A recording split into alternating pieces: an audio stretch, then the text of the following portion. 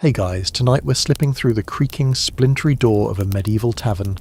An absolute vortex of chaos, ale, and suspicious meat pies.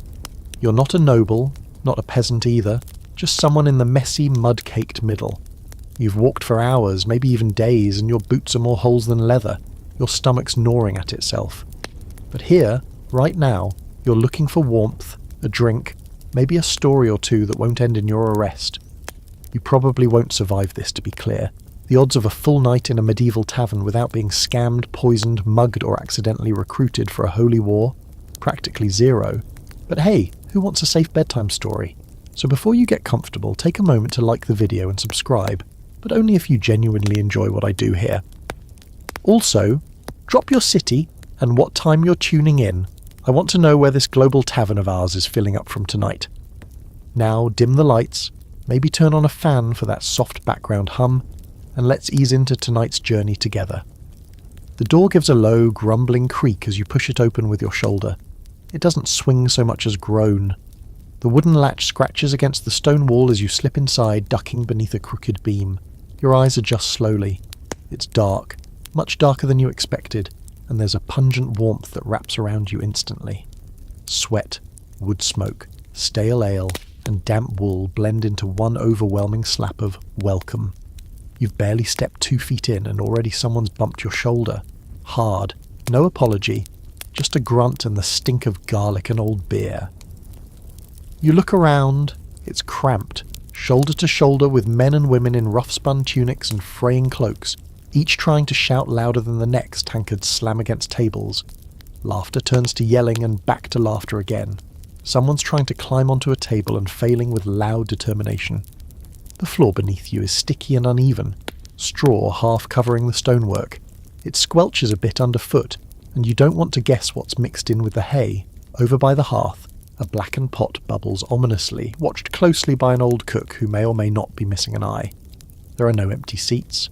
None. You stand awkwardly near the door as a group of cloaked travellers huddle around a table that looks like it was one argument away from collapsing. A few stools are occupied by sleeping drunks, heads back, mouths open, snoring to the rhythm of tavern life. You're going to have to wait your turn, or be bold. Your cloak is dust-streaked and still damp at the hem. Rain, you think, or maybe someone's chamber pot above the alley let loose. Either way, you're not walking back out there. The fire crackles, and you can feel the heat drawing you in like a moth to a sweaty, violent flame. You spot the innkeeper behind the bar, a barrel of a man with a red nose, thick beard and arms like hams. He's not serving. He's barking orders at a teenage boy who's already dropped 2 tankards and is desperately wiping the floor with what is definitely someone's old shirt. You spot a shadow shifting in the corner, a hooded figure nursing a drink. The hood hides their face completely, but they've definitely been watching you since you walked in. You don't make eye contact. Not yet. It's too early in the night for mysteries. Someone lurches past you, spilling half a mug of dark ale down your sleeve. "Welcome to the Pig's Tusk," he slurs, chuckling at his own joke. There is no sign on the door, no carved name. It might not be called the Pig's Tusk, but you're not about to correct him. He waves his mug in the air and yells something to the barmaid, who does not acknowledge him. She doesn't even glance. You're starting to realise this place runs on a brutal, silent pecking order. This is no fantasy tavern from a storybook. There's no glint of polished brass or cheerful firelight here. It's smoke-stained beams, sour breath, and the soft, rhythmic sound of someone vomiting behind a barrel near the back. And yet, there's something electric here, a charged sense of possibility. Maybe it's the firelight flickering against rough stone walls. Maybe it's the quiet promise of stories unfolding at every table, some truthful, most not. Maybe it's that you haven't been stabbed yet, and your expectations were just that low. Historically speaking, this might be a taberna, in the Latin-rooted sense. Not just a bar, but a home-adjacent hub for drink, gossip and bad decisions. Real medieval taverns weren't glamorous. They were local, practical, often illegal. The church frowned on them, hard, but people still gathered here, breaking bread and heads alike. Drinking wasn't just social, it was survival. The water could kill you faster than the ale. So the weak beer served here. It's your safest bet. Quirky fact, some taverns in medieval England used poles hung with ivy, or wreaths of twigs above their doors to signal they had ale for sale. No name, no signage, just a bush on a stick. If the bush was out, you were in luck. If not, walk on or drink out of a ditch. There's still debate among historians whether these taverns served as proto-newsrooms, or if that's romanticising them too much. Some argue they were where revolutions brewed in mugs and mines. Others say it was mostly just spilled drinks and lice. Back in the room, the hooded figure finally rises. They move slowly, deliberately. Their boots make no sound on the stone. You don't want this. You don't want to be part of a subplot. But too late. Your eyes meet. Just for a second. They nod once, then turn away. Across the room, someone drops a tray. The sound rings out like a warning bell. You finally spot a free bench wedged between two men deep in debate about oxen or maybe taxes. Either way, they're arguing with alarming intensity. You make your move, weaving through the crowd, dodging elbows and sloshing cups. You slide into the space just as someone else eyes it from across the room. You made it, seat secured, no one's tried to rob you yet. No fights near your table, yet. And the fire is close enough to warm your toes. It's only your first 5 minutes inside this medieval tavern, and already you're part of the chaos. You don't fully sit. You hover, one hand still on the table, ready to spring if someone claims the spot with more confidence or bigger fists. But the two men beside you don't even flinch. One is older, with half his beard singed off and a scar that looks like it was carved with a dull spoon. The other is younger, but already going bald, with the sort of twitchy eyes that suggest he's always calculating the odds of a fight and whether he can win it. They barely glance at you. That's good. That's safe. And then it hits you. The smell. Not like a slow drift of bad air, but a full-on ambush.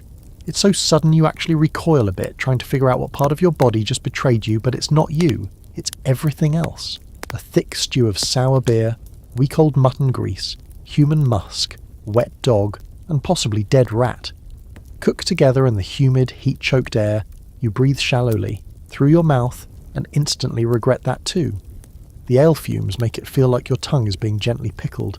The fire adds to it, pushing waves of smoke into the rafters, where they mix with whatever black mould is growing along the wooden beams. Someone passes behind you, and you swear the air bends with a scent so foul you briefly question your will to live. It's not that anyone here is trying to smell bad, it's that they don't even register it. Bathing? A luxury. Perfume? Maybe for nobles or high-end courtesans. For everyone else, it's layers of sweat and the perfume of effort. Clothes are rarely washed, and when they are, it's in cold water and lye, then dried next to whatever dung fire was convenient. You catch a whiff of someone who smells like old onions and horse saddle. Another has a scent of spoiled milk and smoke, and someone very close by, probably the man to your right, smells like he lost a bet with a pig and never changed afterward. Historically, most medieval towns didn't have functioning sewer systems as we think of them today. Waste, human and animal, went into the street or a ditch behind the building. Some taverns had cesspits, some had chamber pots dumped out windows. If you were lucky, there was a latrine out back with a strong enough draft to keep the worst of the stench away. Here, the smell suggests that maybe, just maybe, the back room's full. A tavern's interior was usually simple. One open room, long benches, maybe a small loft if the owner rented beds or hay piles. The walls are plastered wattle and daub, essentially mud and sticks. A few rusty sconces hold candles made of tallow, which is just a fancy word for animal fat that smells like regret when it burns. The light they give off is more shadow than flame, flickering wildly every time someone walks past. Quirky detail. Some taverns hung bundles of herbs from the ceiling beams, not for decoration but to combat the smell. Not that it worked. A bunch of rosemary isn't going to stand a chance against 50 unwashed bodies in wool cloaks sweating over boiled cabbage. A woman walks past you carrying a tray with 4 pewter mugs, her boots sloshing through the straw on the floor. You don't miss how the liquid inside the mugs wobbles like it's more porridge than drink. She yells something to a man near the bar, something about getting paid for last week, and he answers with a burp that seems legally offensive. Someone else throws a chicken leg across the room. No one reacts. You're still half holding your breath when the man on your left snorts, eyes bloodshot and watery. He glances at you, nose wrinkled, and mutters, "What? First time in a tavern?" Before draining the last of his drink and wiping his mouth on his sleeve, you nod, trying to look tougher than you feel. The smell is everywhere now, in your clothes, your hair, your paws. It sticks like honey, only evil. You imagine walking out of here and still smelling it tomorrow, maybe even days from now. You wonder if this is the kind of smell that seeps into your soul. There's an open fire pit near the back wall, where a few iron pots hang over low flames. The cook stirs one with a spoon that could double as a paddle. The stew looks thick and grey-brown, like something you'd use to fill a pothole, not your stomach. Steam rises in lazy curls, catching the light as it hits the cold air that leaks in from the door. Occasionally, someone walks up and mumbles a few words to the cook, exchanges a few coins and gets a chipped bowl in return. No one looks excited about it, but they eat anyway. Hunger wins. You shift slightly on the bench and your hand brushes something sticky. You don't look. Nothing good has ever come from identifying medieval tavern goo. You wipe it on your cloak and move on. An open scholarly debate among historians revolves around how communal these taverns really were. Some claim they were the democratic spaces of the lower classes, a place where everyone could drink and gripe and plot. Others argue they were strictly segmented by class, gender and trade, with little mixing. Based on the smell and the shouting here, it seems like anyone with coin, or the promise of it, can squeeze their way and you spot what might be a minor merchant by the velvet trim on his sleeves, sitting shoulder to shoulder with a woodcutter still in his apron. Across the room, two women in colourful kerchiefs argue over something in a basket. One of them is missing several teeth. They laugh, then immediately start arguing again. It's not just the smell that fills the air, it's sound. Not the pleasant hum of chatter, but an overwhelming roar of half-drunk voices trying to rise over each other. Arguments, laughter, curses, clinking mugs, slurred songs. It all blends into one living noise that seems to vibrate in your ribs. You realise you're shouting when you ask if the barmaid is coming back, and even then, no one hears you. Somewhere behind the bar, a door creaks open and a dog trots out. It's mangy, one eye clouded, tail wagging slowly. It sniffs a dropped crust on the floor, then lifts a leg and pees against the wall. No one stops it. No one cares. You lean back slightly, letting your shoulders sag. You're in it now. There's no going back to the clean, quiet illusion you carried with you. This is real. This is the medieval tavern. Filthy, loud, wild. And it's only just starting to come alive. You're still sitting there, mildly stunned, when a hand brushes your coin pouch. It's subtle, almost graceful, like a soft breeze over your belt, but not subtle enough. Your reflexes, dulled by travel and the tavern's intoxicating stench, still kick in fast enough to slap the fingers away before the thief can make off with your hard-earned coppers. The hand recoils, quick and practiced, disappearing into the crowd before you even catch a proper look. Just a flash of a threadbare sleeve, a soot-darkened cuff, and then gone. You blink. Well, that didn't take long. Pickpockets are like mice in these places, constant, invisible until they want to be. They slink between the stools and benches, brushing past drunkards and day labourers with the soft touch of someone who's had a lifetime of practice. They're usually young, kids mostly, or old enough to seem harmless. The smart ones don't look like thieves, they look like customers. You get the sense they've already cased you up and down. You're new, alone, tired. That makes you a glowing target. The older man next to you chuckles into his tankard. "Don't let it bother you," he mumbles. "If they take it, they needed it more than you." He snorts, then adds, "Besides, they'll spend it here anyway." Goes full circle, doesn't it? You check your pouch. It's still there, still weighted with coin, thank the saints. But now your hand stays close to your belt. You eye everyone around you a little more suspiciously. The smiling woman with the tray of stew. The man playing dice alone at a corner table. Even the drunk curled at your feet like a discarded bedroll. Any one of them could have gone for your purse, and maybe still will. That's the thing about a medieval tavern. It's a great equalizer, but also a trap. Everyone's packed in together, rich next to poor, merchant beside mercenary. But that doesn't mean everyone plays fair. It's survival first, manners second. Actually, scratch that. Manners don't make the list at all. You shift your position, one hand now resting on your pouch, the other still on the table's edge, which is sticky in a way that suggests it's been varnished with a mix of spilled beer and meat grease. A serving girl passes close to you and nods, her expression blank and efficient. She's carrying an empty tray and dodges a drunken grab from a young man seated near the hearth, with a smooth sidestep born of endless repetition. She doesn't even blink. You get the feeling she could kill someone with a bread knife and still keep refilling mugs. You raise your hand slightly, she catches it, nods once and disappears toward the bar with a quick pivot. You're not sure what you ordered, but something will show up. That's how it works here. You don't ask for specific drinks. You ask for a drink and hope it doesn't kill you. Historically, medieval taverns operated on a strange kind of informal chaos. There were no menus, no pricing boards, no itemised receipts. If you were a regular, you might get a better pour. If you were new, you paid more, got less, and hoped your food didn't wink at you when it arrived. Taverns like this were often family-run. Someone brewed the ale out back, someone stirred the stew, someone made sure the pig in the yard didn't eat the firewood. If the tavern had rooms upstairs, someone probably rented those too, and you paid in coin, favours, or whatever barter you had on hand. You glance around. Most of the faces here are regulars. You can tell by the way they lean into each other's stories, the way they laugh just a little too early, already knowing the punchlines. There's a rhythm to it all. Shouts become laughter. Laughter becomes argument.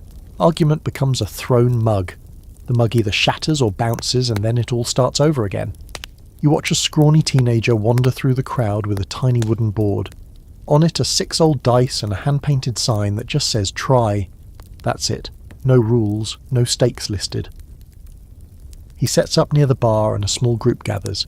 The game's simple. Roll 6s and win. Don't roll 6s and pay.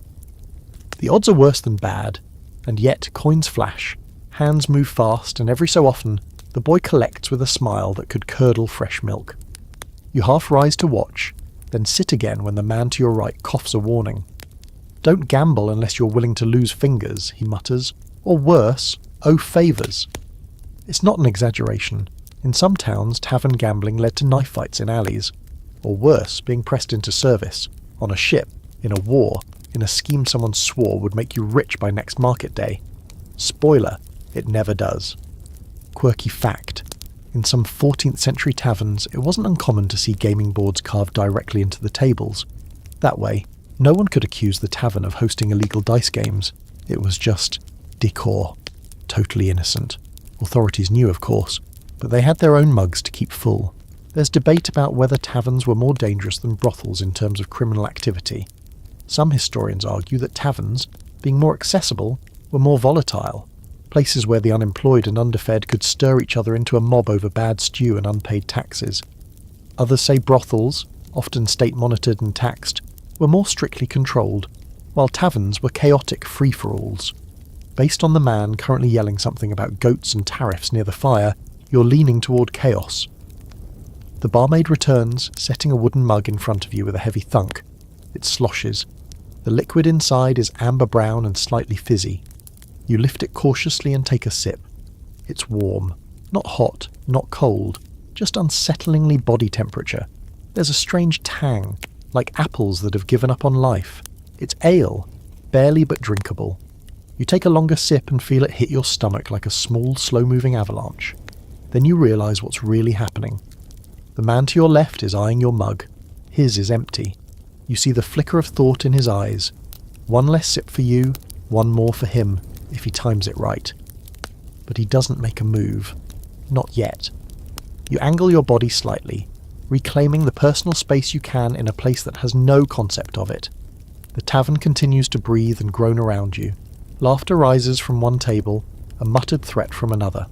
Somewhere nearby, a stool collapses under someone's weight. No one helps. The man laughs, rolls onto his side and keeps singing. You keep your pouch close. You keep your back against the wall. You sip the ale, letting it warm your belly even as the mug handle sticks to your fingers. You're not relaxed. Not yet. But you're surviving. That's more than most can say on their first night. The barmaid doesn't return. Not right away, at least. She disappears into the swirl of bodies and flickering shadows, absorbed by the rhythm of clanking tankards and shouted orders, and you're left nursing your tepid ale like it's a sacred relic. It's not good, but it's something. It tastes vaguely of apples and regret, probably brewed in someone's barn using questionable fruit and faith alone. But it dulls the ache in your legs and warms your fingers just enough to stop the trembling. You take another sip, slightly better, or maybe your standards are just collapsing. You lean forward a little, forearms on the table, and scan the room. It's starting to fill in your mind like a puzzle. The layout, the patterns, that corner, locals, same cloaks, same laughter, same inside jokes. Near the hearth, travellers, mercenaries and outlaws pretending to be merchants. That table by the back wall? The dangerous kind. They haven't moved much. They haven't smiled once. Every one of them is watching the room like it's a chessboard, and they already know how it ends. You keep your gaze casual, drifting. If you make eye contact for too long in a place like this, it's taken as a challenge or an invitation, sometimes both, and rarely good. The guy across from you makes a show of sharpening a knife on the heel of his boot. His eyes flick up once, just long enough to let you know it's not for decoration. Your own table is a mixed lot. The scarred man to your right is now snoring into his chest, his tankard dangerously tilted toward his lap. The younger, twitchy one has launched into a monologue about grain prices and how the entire feudal system is designed to rob good men blind. You nod occasionally, not because you agree, but because disagreement feels like a health risk. And just as your head starts to relax a little, just as you think the worst might be over, someone thumps into your shoulder from behind. Hard. You twist, instinct kicking in again, but it's not a thief this time. It's a tall, broad-shouldered man in a travel-worn cloak. He stinks like horse sweat and iron. He doesn't apologise, just plants himself beside your table and drops his bag with a loud, wet slap onto the floor. He eyes you, then the bench, then your drink. "Room here," he grunts, like it's a courtesy. You nod before your brain catches up. He slides in with a grunt and a sigh, stretching his legs under the table and almost kicking the snoring man. From the shape of the bag and the way his cloak shifts, you can tell he's carrying weapons, at least two, probably more. One dagger at the hip, maybe a short sword under the cloak, possibly a crossbow in the bag. He reeks of dried blood and old saddle leather. He might be a mercenary, might be something worse. His fingers are covered in faded scars, some old, some fresh. You don't ask. Historically speaking, taverns weren't just places for peasants and farmers to get sloppy drunk. They were crossroads. Information, goods, and violence all passed through these doors in equal measure. Mercenaries, adventurers, highwaymen, every kind of rogue and wanderer eventually found their way to one. Sometimes for a drink, sometimes for work, sometimes just to disappear. Your new tablemate pulls a strip of dried meat from a pouch and chews it slowly, staring straight ahead. You sip your ale. No one speaks. A barmaid finally swings past and he grunts something you don't catch. She returns with a pitcher of the same dubious ale and sets it down with practiced disinterest. He doesn't thank her, just fills a cracked mug and downs it in 3 swallows. Then he exhales loudly like he's just expelled the ghosts of 100 bad decisions. Then finally he speaks. "You from around here?" You could lie. You could tell him you're just passing through. But something in his tone suggests he already knows, so you nod slightly. "First time in this place." He grunts again. Might be approval, might be gas. You can't tell. "You should watch your purse," he mutters. "Girl by the stairs. She's already made 3 rounds." You glance discreetly toward the steps near the far wall. A young girl, probably no older than 13, is weaving through the tables with the natural grace of someone born into the trade. Too clean to be a beggar, too dirty to be a guest. Her eyes are sharp, her fingers quicker. She catches your glance and immediately looks away, blending into the crowd again. It's like watching a fox in a henhouse. Only the fox knows exactly how to smile at the farmer. Quirky little truth. In many medieval towns, pickpocketing wasn't just tolerated, it was organised. Gangs operated in and around popular taverns, often paying a cut to the innkeeper for turning a blind eye. Some even worked under guild-like systems where thieves had rules, ranks and shared profits. Oddly formal for a crime syndicate.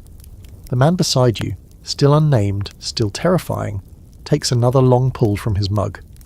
"Not a bad place," he says finally, almost to himself. "Better than the last one I stayed in. That one had rats the size of cats. One of them stole my boot." You almost laugh. Almost. There's still an open scholarly debate about the level of criminality inside taverns.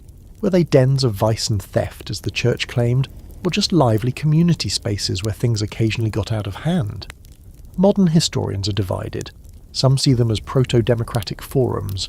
Others say that's just nostalgic nonsense, and that most taverns were just loud, dirty and dangerous, based on the guy currently being forcibly ejected through the back door by 2 bouncers, one of whom is named Shoulders, apparently. You're inclined to believe the latter. Your new companion notices the same thing and smirks. "Don't steal from the owner's daughter," he says. as if it's the moral of a bedtime fable.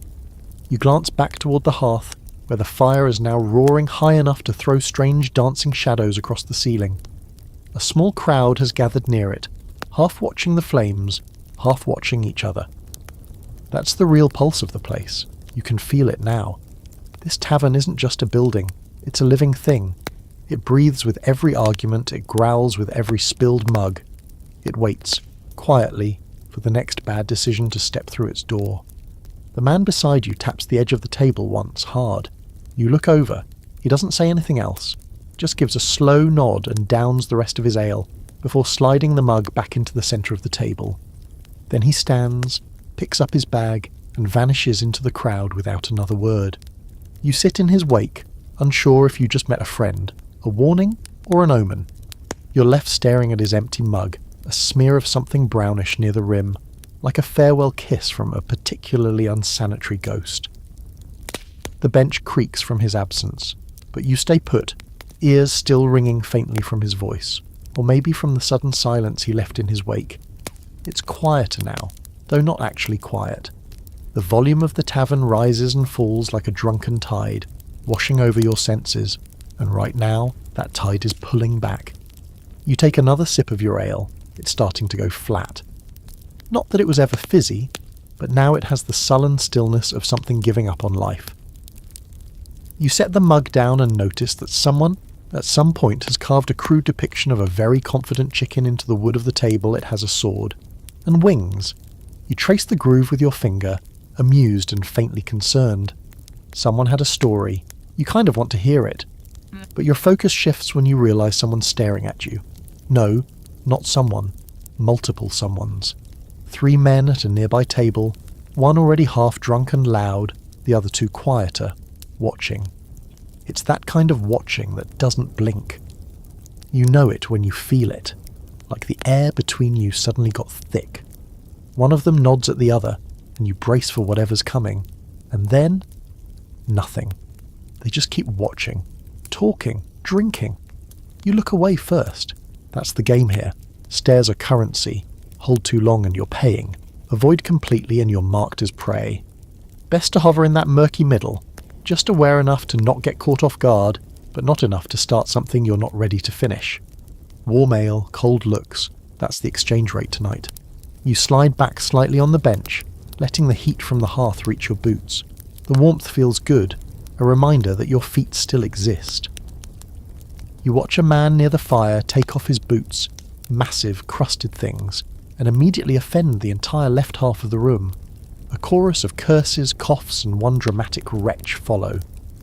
He shrugs, wiggles his toes, and begins humming a song about goats that may or may not be legal to sing in most regions.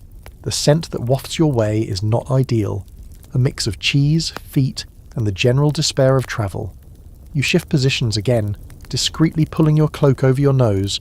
Someone near the bar yells for more ale, and the barmaid flips him the medieval equivalent of a rude gesture before disappearing into the back. The man doesn't seem offended. In fact, he looks proud, like he's just been knighted by a goddess of sarcasm, and that's the mood here. Tension wrapped in familiarity. Everyone's 2 pints from joy or violence, and sometimes both. You watch as one man leans forward too far and accidentally dips his sleeve in someone else's stew. A brief silence, then a bellow, a shove, a threatening stand, and then laughter. Both men slap each other's shoulders like old friends. Crisis averted. For now. Historically, taverns functioned as both watering holes and pressure valves. People drank not just for pleasure, but to forget, to loosen the burdens of daily life. The average medieval peasant worked from dawn to dusk, often for barely enough food to survive. A night at the tavern was a ritual, almost sacred in its relief. Even if the ale was barely alcoholic by modern standards, sometimes closer to murky breadwater, it carried the weight of tradition, of routine, of hard-earned escape. But don't mistake these patrons for simple drunks. There's a strategy here, a rhythm. You can see it in the way certain men drink quickly early on, then nurse their mugs for hours, or how others swap drinks with friends, hedging their sobriety in case things go sideways.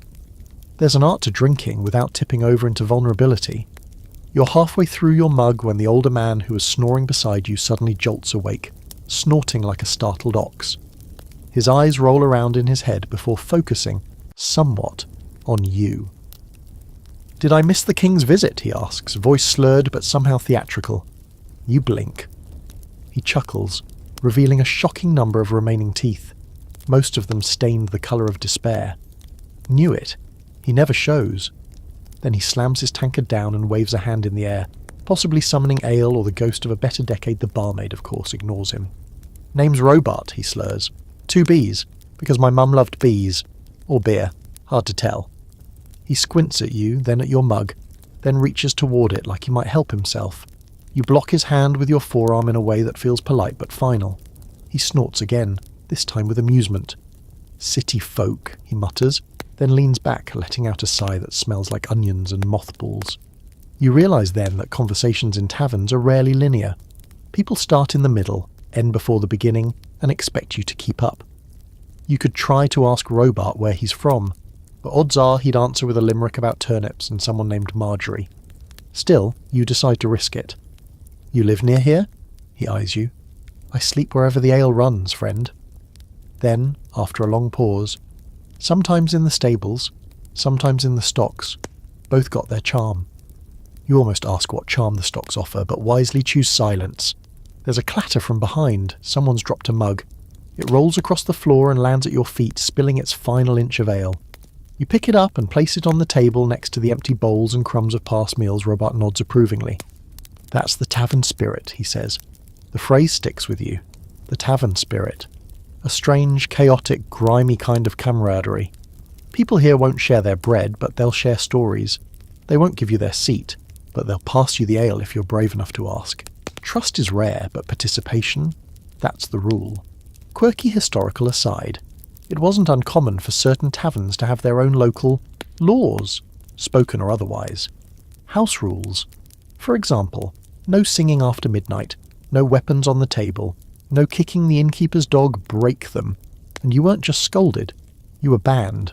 Or worse, publicly mocked by way of rude songs and goat-based nicknames. There's still academic squabbling about how strictly enforced these rules were. Some say they kept taverns from spiralling into bloodbaths nightly. Others argue they were mostly performance, a way for owners to pretend they had control.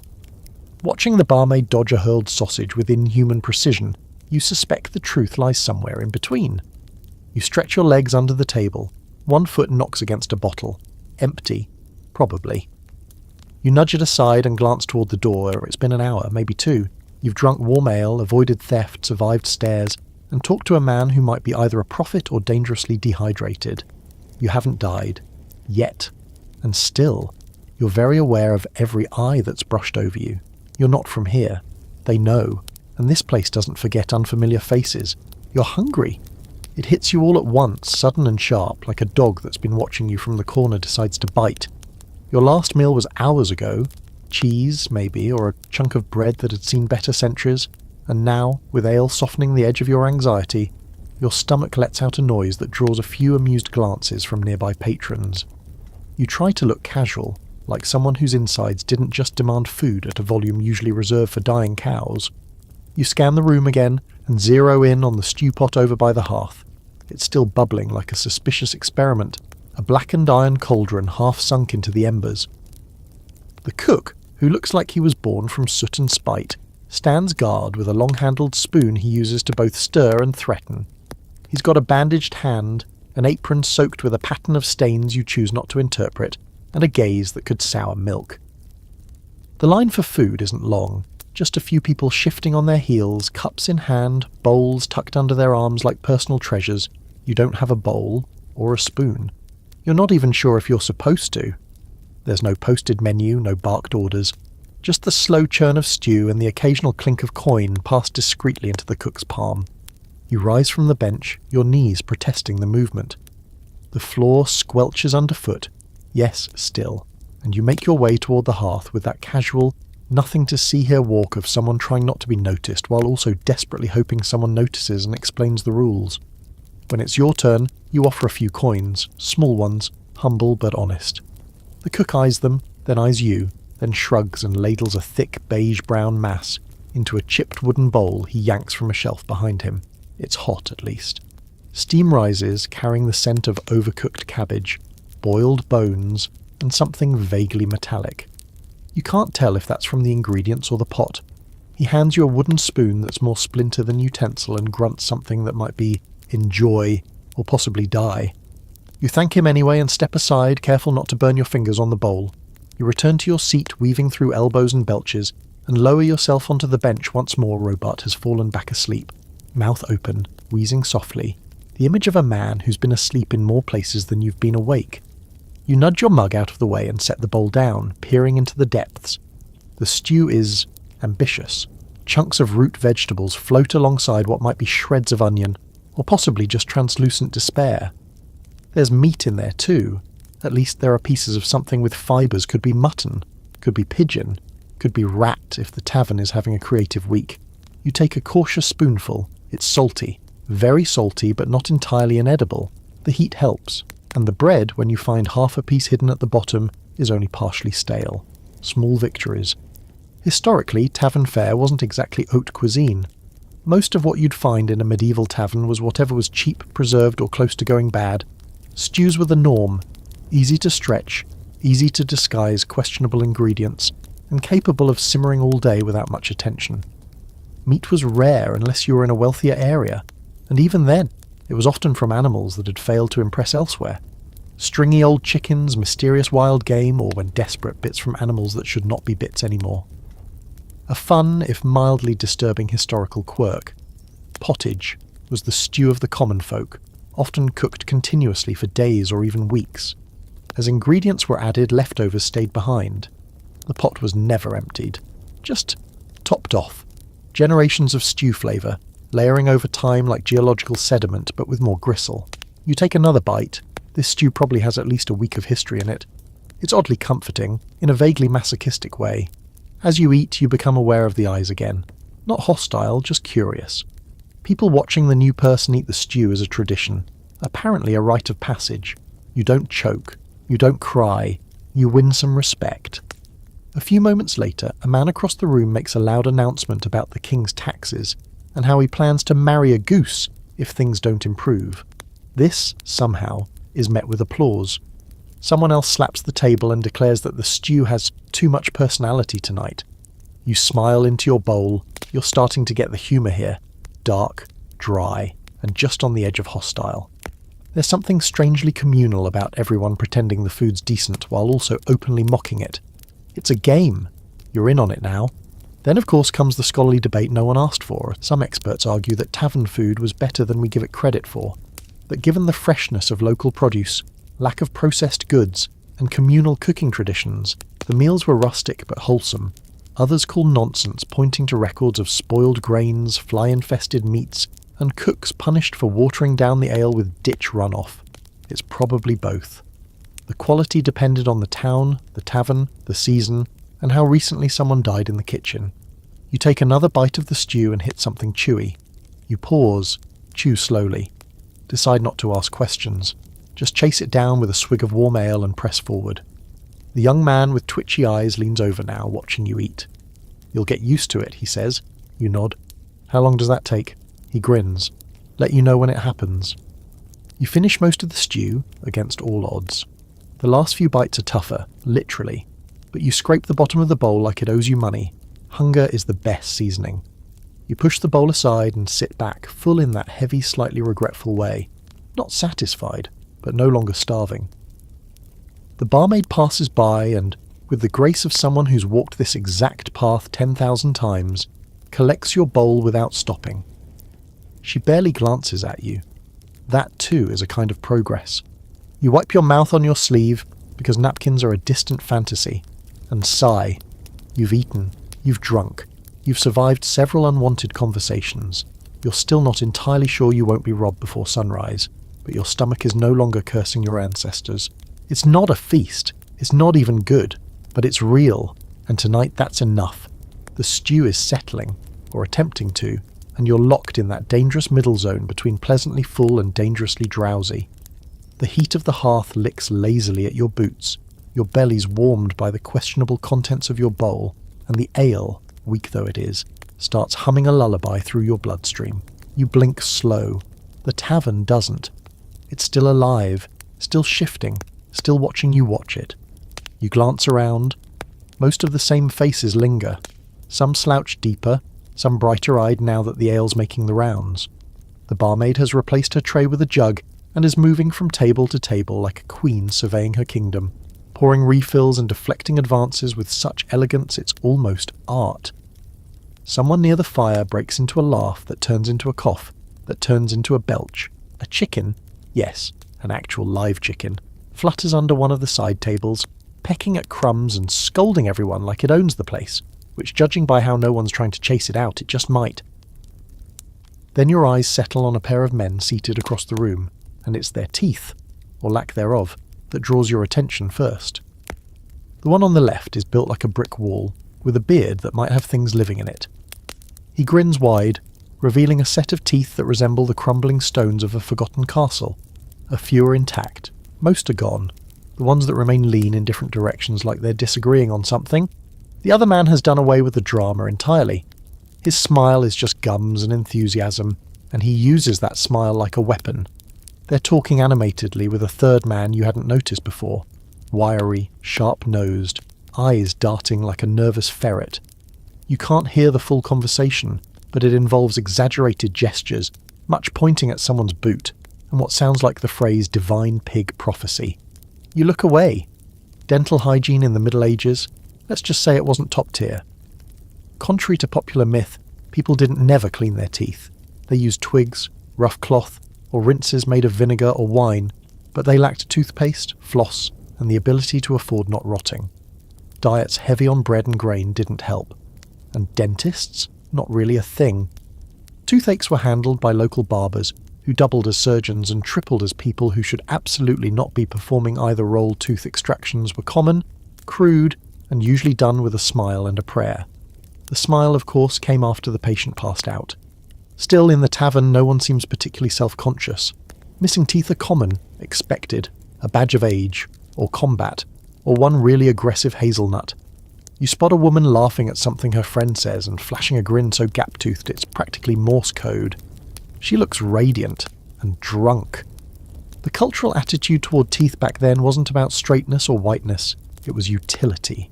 Could you chew? Could you yell insults? Could you hold a dagger between your teeth while climbing a siege ladder? Excellent, you're good to go. The man with the comb-over beside you, grain price guy, leans toward you again. "You looking at Gareth?" he says, nodding toward Gumsmile. "That man once bit a chicken to death." You pause, unsure how to respond. "Why?" He shrugs. "Said it insulted his sister. Could have just been drunk." "Was it cooked?" Another shrug. "Hope not. Otherwise that's worse." You nod, both disturbed and impressed. Gareth, meanwhile, has launched into a story now involving a bear, a cellar, and what sounds like a very unfortunate wheel of cheese. The table around him roars with laughter. There's debate among historians about just how bad medieval dental health really was. Skeletal remains suggest plenty of tooth decay, especially in later centuries when sugar imports began trickling in.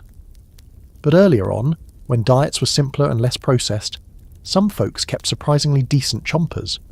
That said, the combination of poor hygiene, crude tools, and general dietary wear and tear meant most adults over 30 had at least a few gaps, especially if they'd ever been in a brawl or lost a tooth to a mug in the face, which, judging by this room, was not an uncommon fate. Across the room, someone slams a tankard onto the floor. Not in anger, just exuberance. The wooden mug bounces and rolls, narrowly avoiding the chicken, which responds with a squawk of indignation. No one apologizes. No one even looks. The floor accepts its new burden. A new face walks through the door, letting in a brief gust of night air and the unmistakable scent of wet leaves. He's cloaked, hood up, and instantly greeted by a few nods and waves regular. He heads straight for the bar, bypassing all the full tables and conversations, and leans in close to the innkeeper. They speak in hushed tones. You catch a word, shipment, then another, bridge. Then the innkeeper hands him something in a wrapped cloth. You're not the only one watching. The sharp-eyed woman by the stairs lifts her head slightly, her gaze tracking the exchange. The man in the corner with the long coat pauses mid-drink. A few others shift. This is the real currency here. Not coin, but secrets, information, smuggled goods, debts, rumours. The tavern isn't just a place to eat and drink, it's an artery. And right now, something just passed through it. You sink a little lower in your seat. Robart stirs again beside you, snorts, and murmurs, "Too many teeth in this place. Makes me nervous." You glance over. He's not even awake. Quirky side note, there are recorded instances, albeit rare, of medieval taverns hosting impromptu dental contests. This usually involved who could bite through the toughest crust of bread, or occasionally who could whistle best through missing teeth. The winner? Usually whoever stayed conscious longest. Someone starts humming nearby, a slow, low tune that might be the beginning of a song, or just someone forgetting they're not alone. It spreads, picked up by a man near the fire, then by a woman balancing 3 mugs on her head. It's not melodic, it's not good, but it's something, a unity. The kind of sound that says, "We survived another day, barely." You let your gaze drift once more. You've started to notice patterns now, the groups that stay close, the regulars who stake out their usual corners, the glances between certain tables' alliances, friendships, rivalries, the way some people drink with their backs to the wall and others never stop watching the door. And in the middle of it all, the toothless, half-toothless and proudly gummed laugh like kings. Not because they've had easy lives, but because they've learned not to take things too seriously, especially things like molars. You raise your mug for another sip.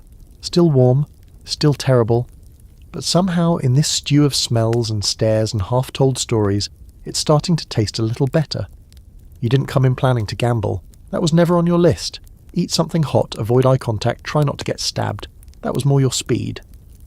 But now you're watching a group huddled around a battered old barrel being used as a makeshift table, and your curiosity has officially wandered into dangerous territory. They're playing dice. The game's rules are shouted more than explained, which somehow makes it feel more legitimate. You hear slurred voices toss around terms like drop the bones and devil's 3, and your ears perk up when someone wins a small pile of coins and shouts with the joy of a man who's just delayed starvation by another day. You slide your mug away. Your stomach's settled now, and you've been here long enough to get a feel for the room's rhythm. That corner's loud with drunks, that table is suspiciously quiet. The fire is still crackling, but most of the heat has drifted into the ceiling beams, and over here at the dice game the energy is magnetic. You rise from your seat slowly. Robart doesn't even stir. He's deep into a sleep that looks both comfortable and potentially fatal. You walk over, threading through the crowd. The players take notice as you approach. Not quite hostile, but alert. One of them, a young man with a crooked nose and a bandage wrapped tight around his left hand, holds up the dice and gestures toward the open side of the barrel. "New blood?" he asks. You nod once, he grins. "Then it's your lucky night. Sit." You don't sit. There's nowhere to. But you step up to the edge and watch. The dice are bone white and worn, the numbers etched deep from years of use, or perhaps abuse. You recognise one die immediately for what it is. The knuckle of an animal, likely a sheep. Maybe a goat. You're not reassured. They're playing hazard, or something very much like it. You've heard of it before, passed around by travellers and soldiers. You pick a number, your main. Roll it, and you roll a different number, and depending on the rules you might lose everything, or get another shot. The rest is betting, bluffing, and luck, mostly luck, or skill at cheating, which, judging by how these guys watch each other's hands more than the dice, is probably just as useful. A man throws. The dice clatter loudly against the barrel, bouncing once, twice, and then settling on 2 threes. A groan goes up from the small circle. One man throws his hands in the air. Another spits directly onto the floor and mutters something about cursed hands. The pot, if you can call a pile of filthy coins a pot, moves slightly to the left. They gesture to you. You realise it's your turn. You fish in your pouch, fingers brushing the last few coins you brought with you. Just enough for another night's shelter, and maybe a ride out of here, if things go south. You pause.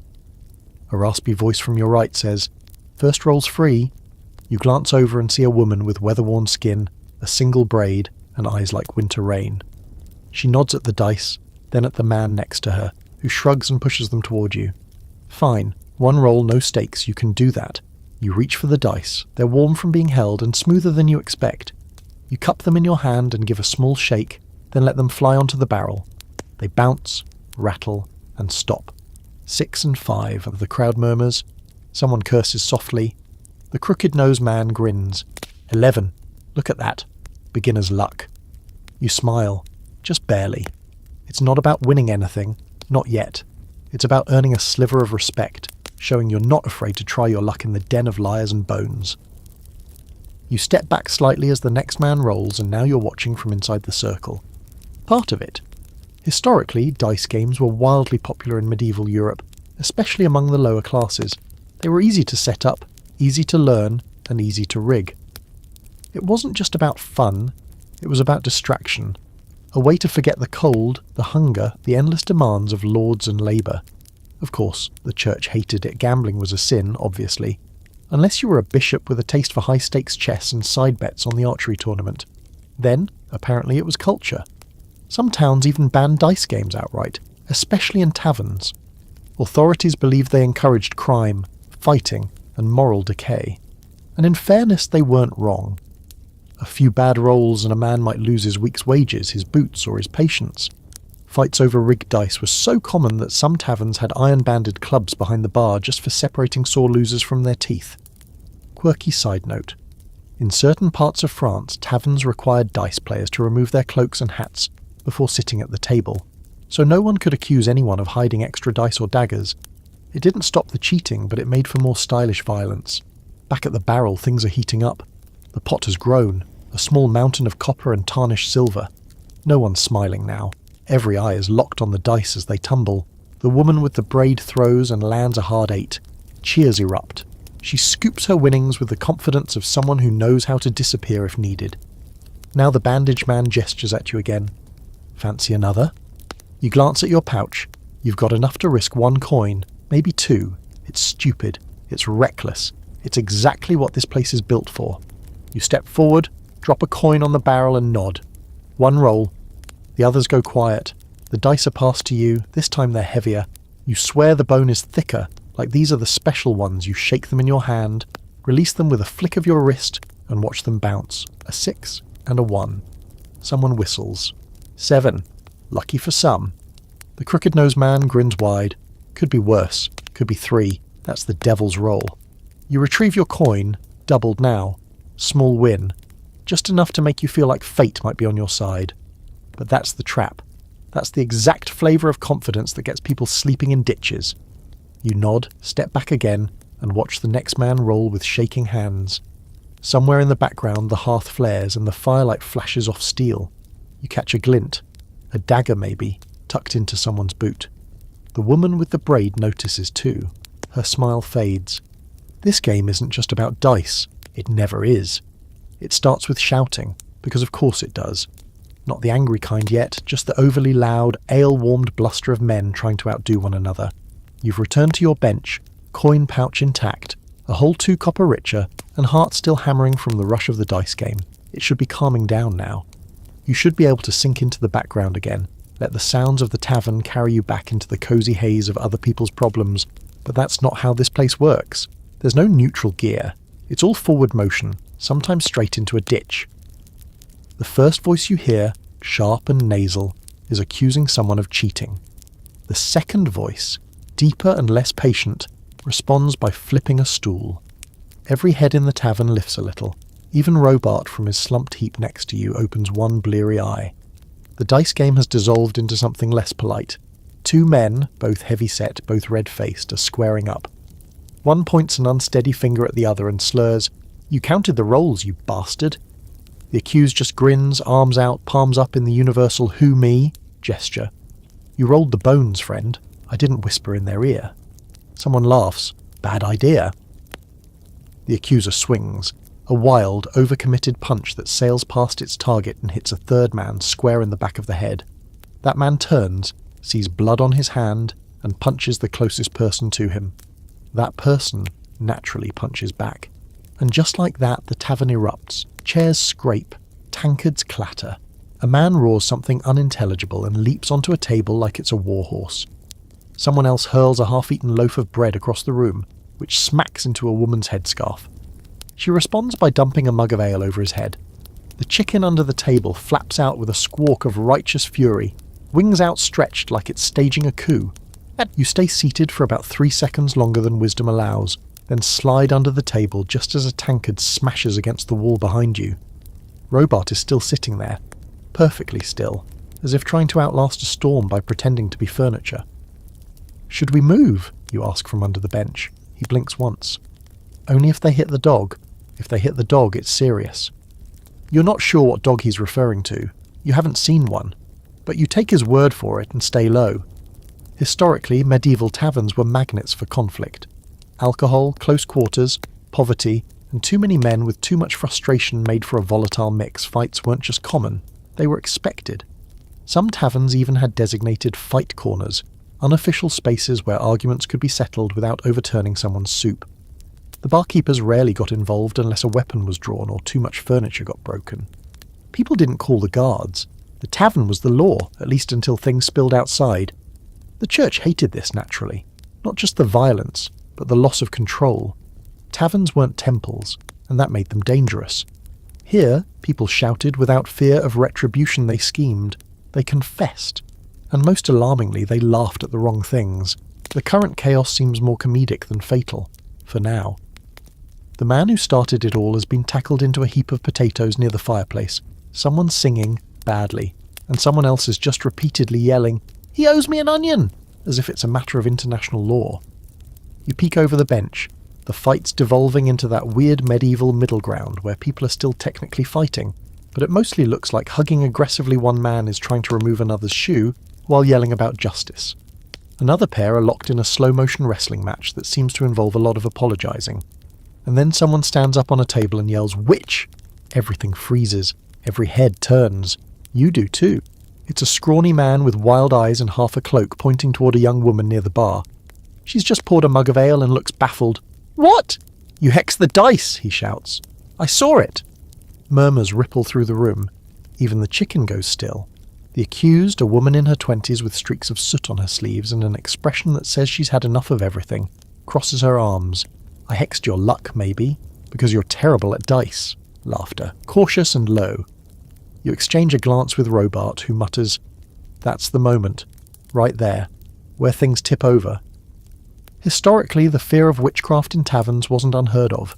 Dice, drinking, and women who didn't shrink from insult were often considered suspicious. Superstition ran thick, especially in dim, smoky rooms where men wanted something to blame for their poor fortune.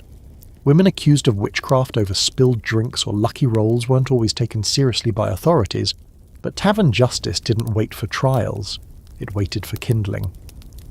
You slowly stand, easing back into visibility. A few others do too, ready to either join the fray or stop it from spiralling. The man on the table falters under the weight of attention. He's swaying now, one boot hanging off his foot. She looked at me funny. The barmaid, who's been eerily quiet through all this, steps up behind him and says flatly, "So do the pigs when you visit the yard." The room erupts in laughter, this time unified and warm. The tension breaks. The man on the table topples backward into someone's arms, who unceremoniously drops him onto the floor. The accused woman raises her mug in mock triumph and someone starts clapping. Just like that, the storm passes. You exhale. Your fingers are clenched tight around the edge of the table, and your pulse is still pounding, but you're upright, uninjured, and not accused of sorcery. You'll take it. Quirky side note. Accusations of witchcraft in taverns, while rare, did happen. A woman who healed a drunk with herbs? Suspicious. A man who won 3 dice games in a row? Possibly cursed. There's one record of a man being thrown into a river because his ale never went flat. Clearly unnatural. Back in the room, the fire crackles again. Someone rights a stool. The barmaid starts pouring drinks like nothing happened. The chicken returns to its post beneath the table, judging everyone silently. Robart finally speaks. Not bad for a Thursday. It starts as a hum, soft and clumsy. Just a few notes wobbling through the air like someone trying to remember the melody of a half-forgotten lullaby. At first, no one pays it any mind. The tavern is still recalibrating itself after the witch accusation, smoothing out its feathers like a ruffled cat, pretending it didn't just attack the wall. Robart has gone back to sleep. Of course he has.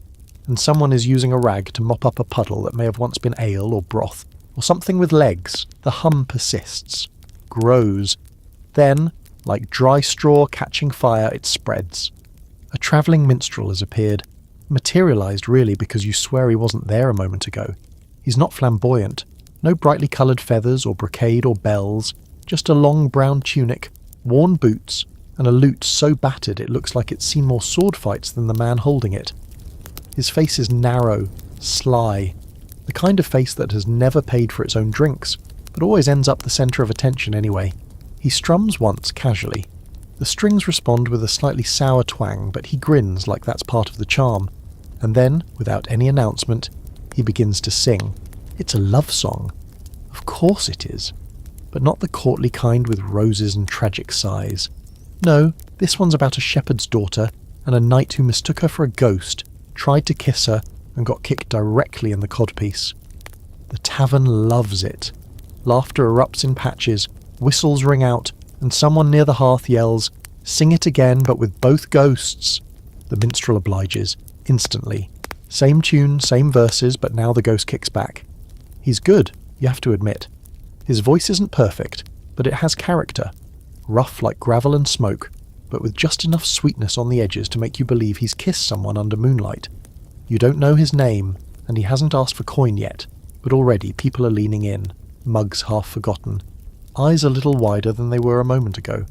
Music in a tavern changes things. It always has. 1 minute you're strangers trying not to stab each other over stew. The next, you're humming the same tune, finishing verses you didn't even know you remembered. It stitches the room together, even if just for a song or two. Suddenly everyone's facing the same direction, and the firelight feels warmer, like it's part of the melody. Historically, minstrels were as common as lice, and often just as hard to shake. Some were trained, court musicians with sponsors and scrolls of respectable tunes. Others were wanderers, picking up songs like lint and spinning them into gold or at least silver.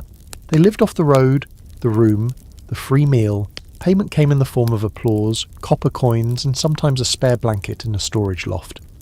They weren't always welcome, especially in towns with strict guild rules, but in rural inns like this, a minstrel was a travelling newspaper, gossip source, and entertainment system all in one. The tavern's mood has shifted. Where once there were brawls and curses, now there's tapping feet and softly swaying shoulders.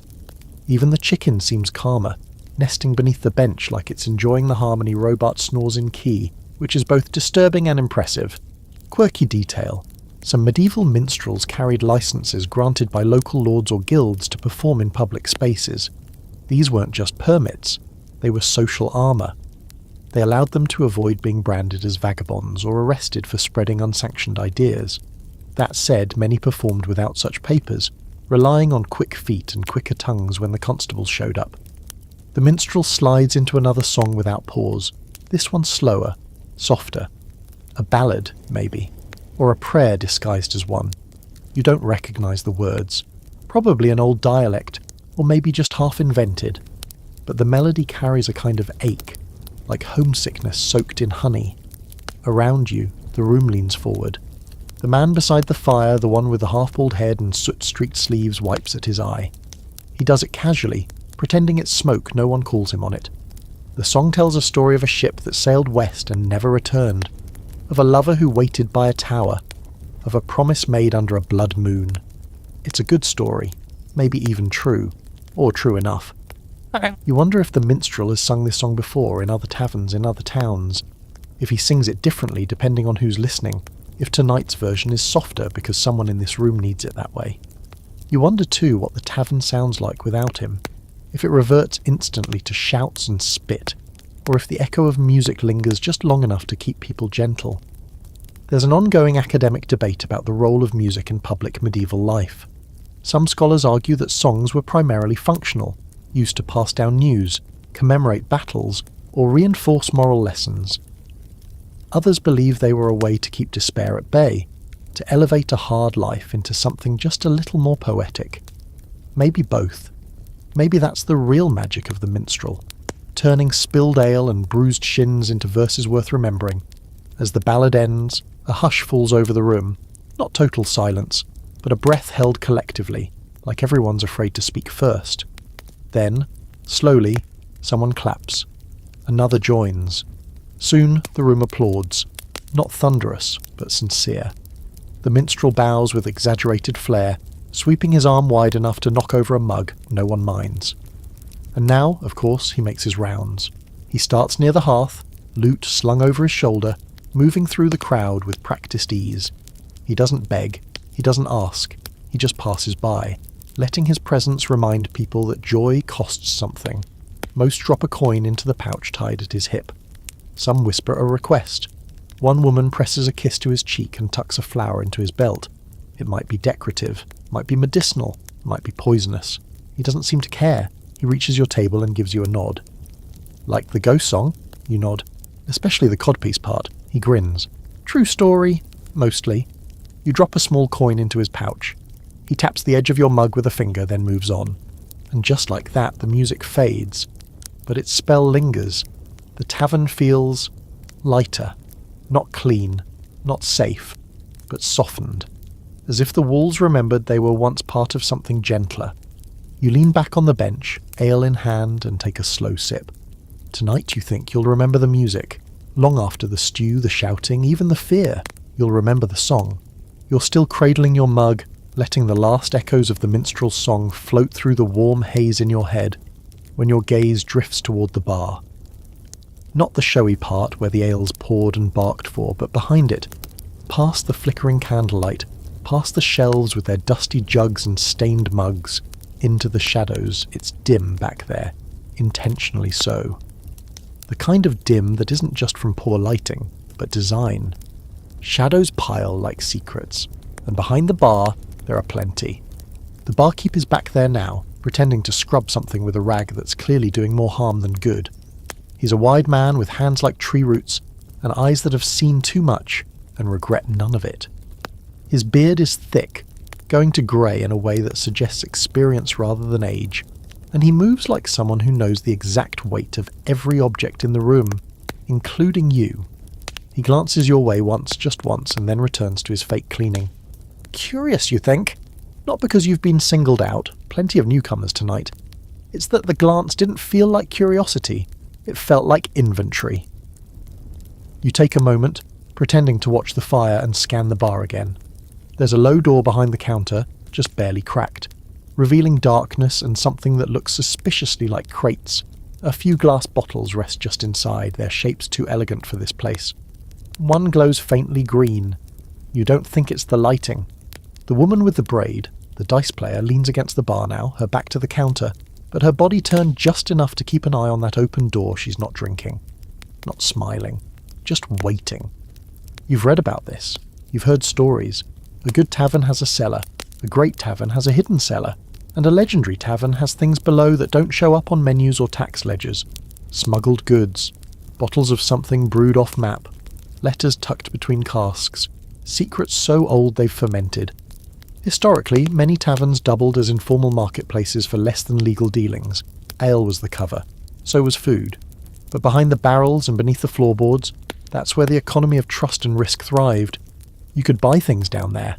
Herbs, black market steel, stolen letters, relics that were probably just bones from a goat, but sold as holy with a wink. You could sell things too, or yourself, in more desperate hours. A scholar once proposed that medieval taverns were early intelligence networks. It wasn't just soldiers and thieves and merchants drinking together, it was information passing hand to hand over spilled mugs and whispered bets. You can't confirm that here, but you can confirm that whatever's behind that bar isn't just storage. Someone passes in front of you, jostling your arm, and you snap out of your thoughts. The barmaid approaches now, tray balanced on one hip, her eyes flicking between tables like a hawk. She's sweaty, sharp, and clearly tired, but she still moves with the kind of grace that only comes from either dancing or dodging drunk since childhood. She slows near your table, not stopping, just hovering. Need anything else? She asks, but it's a test. You know it is. Her tone is too light, too careful. You shake your head, then lower your voice. What's in the back? She blinks once, not surprised, just calculating. Then she smiles. Just where we keep the good stuff. You raise an eyebrow. How good? Her grin widens. Depends how bad your day's been. And then she's off again, vanishing into the thrum of voices and stomping boots. Quirky fact. Some taverns kept separate kegs for different customers, not just in strength, but in legality. There's documentation of certain brews only served after dark to people with the right password or coin. Some believed these deep ales had herbs that stirred visions. Others claimed they were cursed. One chronicler mentions a drink so potent it made a monk swear at a statue and then kiss it. You glance back at the bar. The door is closed now. The woman with the braid has vanished.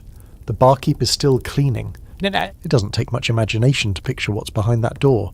A low stairwell, a stone floor, a cask tucked in the corner, not full of wine, but of scrolls, maybe weapons, maybe lies. Part of you wants to ask. The rest of you, the part that still wants to wake up tomorrow with all your fingers, knows better. The bar is a performance. Out here it's all mugs and banter. But back there, that's where the real tavern lives. You sip your drink slowly, thinking, and notice how many others glance at that door when they think no one's watching. A man across the room, with a faded tattoo on his neck and a limp that's clearly not recent, eyes the bar, then shifts his chair slightly, as if waiting for something. A second man, seated beside him, slides a folded piece of parchment across the table. It disappears into a cloak pocket before you can blink. You don't mention it. You don't need to. There's an unspoken agreement in here. We don't ask. We observe. We survive. It's almost peaceful in its way. You glance at the barkeep again. He catches your eye this time, doesn't smile, just nods. A slow, almost imperceptible movement. It says, "You're paying attention." That's dangerous, but it's also useful. And just like that, you realise something. You're not just visiting this tavern anymore. You're part of it now. You've barely had time to process the weight of that glance from the barkeep when the door swings open again. And this time, it's not just another farmer trailing mud and desperation. No, this arrival has flair. The kind that walks in like it owns not just the room, but the very concept of walking through doors. He's tall, unnaturally so, with a gleaming belt buckle the size of a dinner plate and shoulders squared like a chess piece. His cloak, navy with gold trim, is clearly tailored, something no one else in this place could afford unless they stole it off a noble's corpse. On his hip is a sword so polished you could use it to check your teeth, assuming you still had any. His boots shine. In this place, in this muddy, Ashendale-soaked tavern. That's not just fashion, that's a threat. A few heads turn, but not in awe, in suspicion. You can feel it. A collective pause, like the whole room took a breath and decided not to exhale until they'd figured this guy out. The barkeep doesn't move. The barmaid glances over her shoulder but keeps pouring. The man takes a few heavy steps in, his heels striking the stone floor like hammers on a forge. Then, because clearly this story wasn't dramatic enough, he speaks. "Wine," he says. Just that. One word, sharp, entitled. The kind of voice used to obedience and echoing halls. Someone near the hearth laughs, not kindly.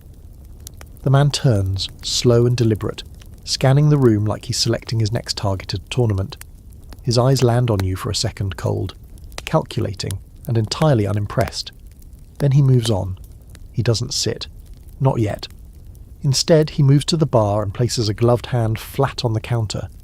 The barkeep finally reacts, not with words, but by producing a small clay flask from beneath the bar. No label, no flourish. He sets it down, steps back. There's a pause as the man inspects it like he's checking for poison, which, to be fair, is a reasonable habit in this place, and then he pours it into a tin goblet and drinks. You expect him to grimace. He doesn't. That's how you know he's not new to this kind of place. He drinks like he's sipping from a goblet of red silk at a lord's feast, except he's standing in a room where the stew hisses if left unattended. Robart rouses beside you, lifting his head like a prairie dog catching a scent. "Oh no," he mutters. "That one's trouble. You can smell it." "You know him?" "Nope. That's why I'm worried." And now, finally, the man moves. He chooses a table near the centre, occupied by a trio of labourers who clearly don't want to move. He doesn't ask. He just stands there until one of them gets up, muttering about going outside for air, followed by the other two, less brave, more observant. The man sits slowly, like he's taking command of a throne instead of a rickety stool. There's something unnatural about how clean he is. That much polish in a place this lived in makes him look like he was cut out of a painting and pasted into reality. And the sword, that's the loudest part of him. Even in silence, not because he draws it. He doesn't, but because everyone's watching it. The polished hilt, the intricate crossguard, the way his cloak pulls just slightly away to let the scabbard show. A knight? Maybe. Or a lord's errand boy. Or someone who used to be official but got tired of the rules and now plays at rogue. These taverns attract that type people who live on the edge of power, drunk on proximity to importance but no longer safe in the halls of nobility. Historically, knights in taverns were walking complications. Sure, some were noble, generous, poetic souls straight from ballads. But most, mercenaries in fancy coats, unemployed swords for hire, men used to violence being sold with coin or titles, and if they walked into a place like this, it was rarely for the food. A long-standing academic debate centres on whether taverns served as neutral ground between classes, or whether that's a romantic rewrite. Some records suggest knights used taverns to recruit, to intimidate, or to escape court gossip. Others suggest they were just bored, and when men like that get bored, someone usually ends up dead. The knight, or whatever he is, sits back now, goblet in hand, scanning the room like a hawk on a perch. Everyone goes back to pretending they're not watching him. The barmaid doesn't approach. She keeps her distance. That's telling. You sip your ale, trying not to look interested, which of course only makes you more interested. Suddenly there's motion behind the bar. The barkeep disappears behind that little door, the one you were eyeing earlier. 2 heartbeats pass, then 3. When he returns, he doesn't have anything in hand, but he glances at the knight's table as he wipes his hands and moves back into place. You don't like it. That's the kind of movement that happens when the pieces start shifting. When someone drops a knife under the table and the person across from them pretends not to notice, because noticing is riskier than waiting. The knight hasn't looked your way again, but you get the sense he's aware of everything. Every gesture, every twitch, every coin passed hand to hand. You wonder for a moment what it's like to walk into a room and know no one will touch you, that every threat is just background noise, that your sword speaks louder than any insult, and your cloak is an announcement of violence barely restrained. Then again, that kind of confidence only lasts until the one day it doesn't. The wrong tavern, the wrong crowd, the wrong whispered insult said just loud enough to be heard. You remember something Robart said earlier, something about too many teeth in the room makes him nervous. Now you understand, because this man has a full set, and they're all biting inward. Quirky aside, in some medieval towns, knights weren't even allowed in certain taverns without removing their swords. Local ordinances required weapons be handed to the innkeeper at the door. Of course, in the places where real trouble brewed, those rules were just politely ignored, or enforced with a club. You glance at the knight again, still seated, still quiet, but now he's watching the door. You don't know who he's waiting for, but you're starting to hope it's not you. There's a certain cold that rolls in with authority.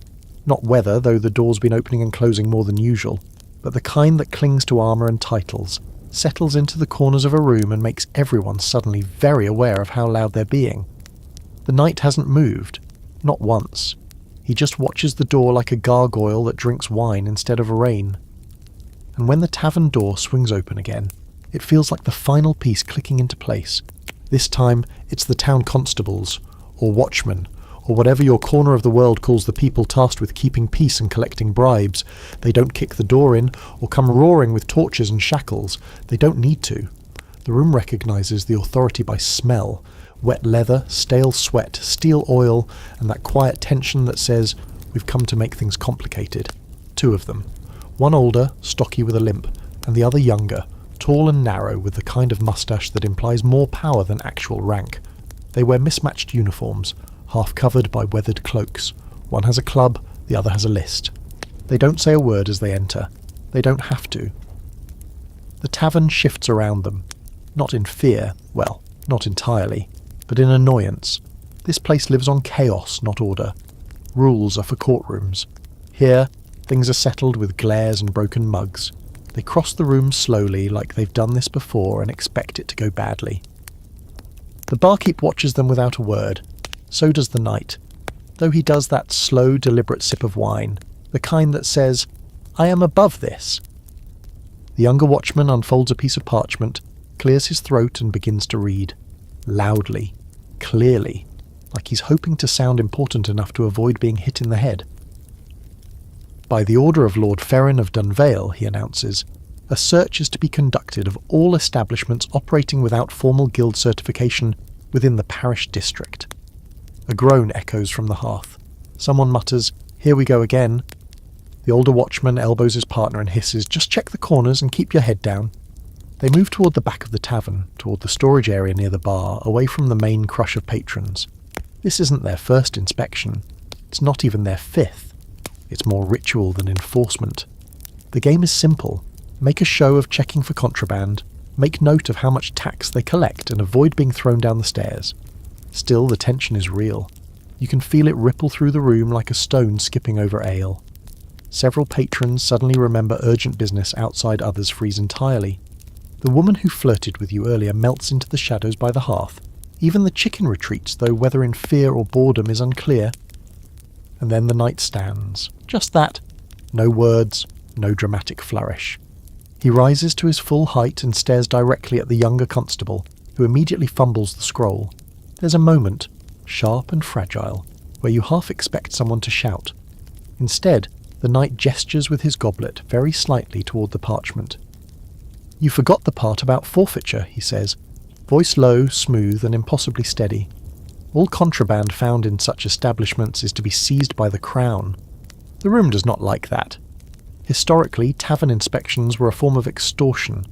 Lords used them to remind locals who held the power.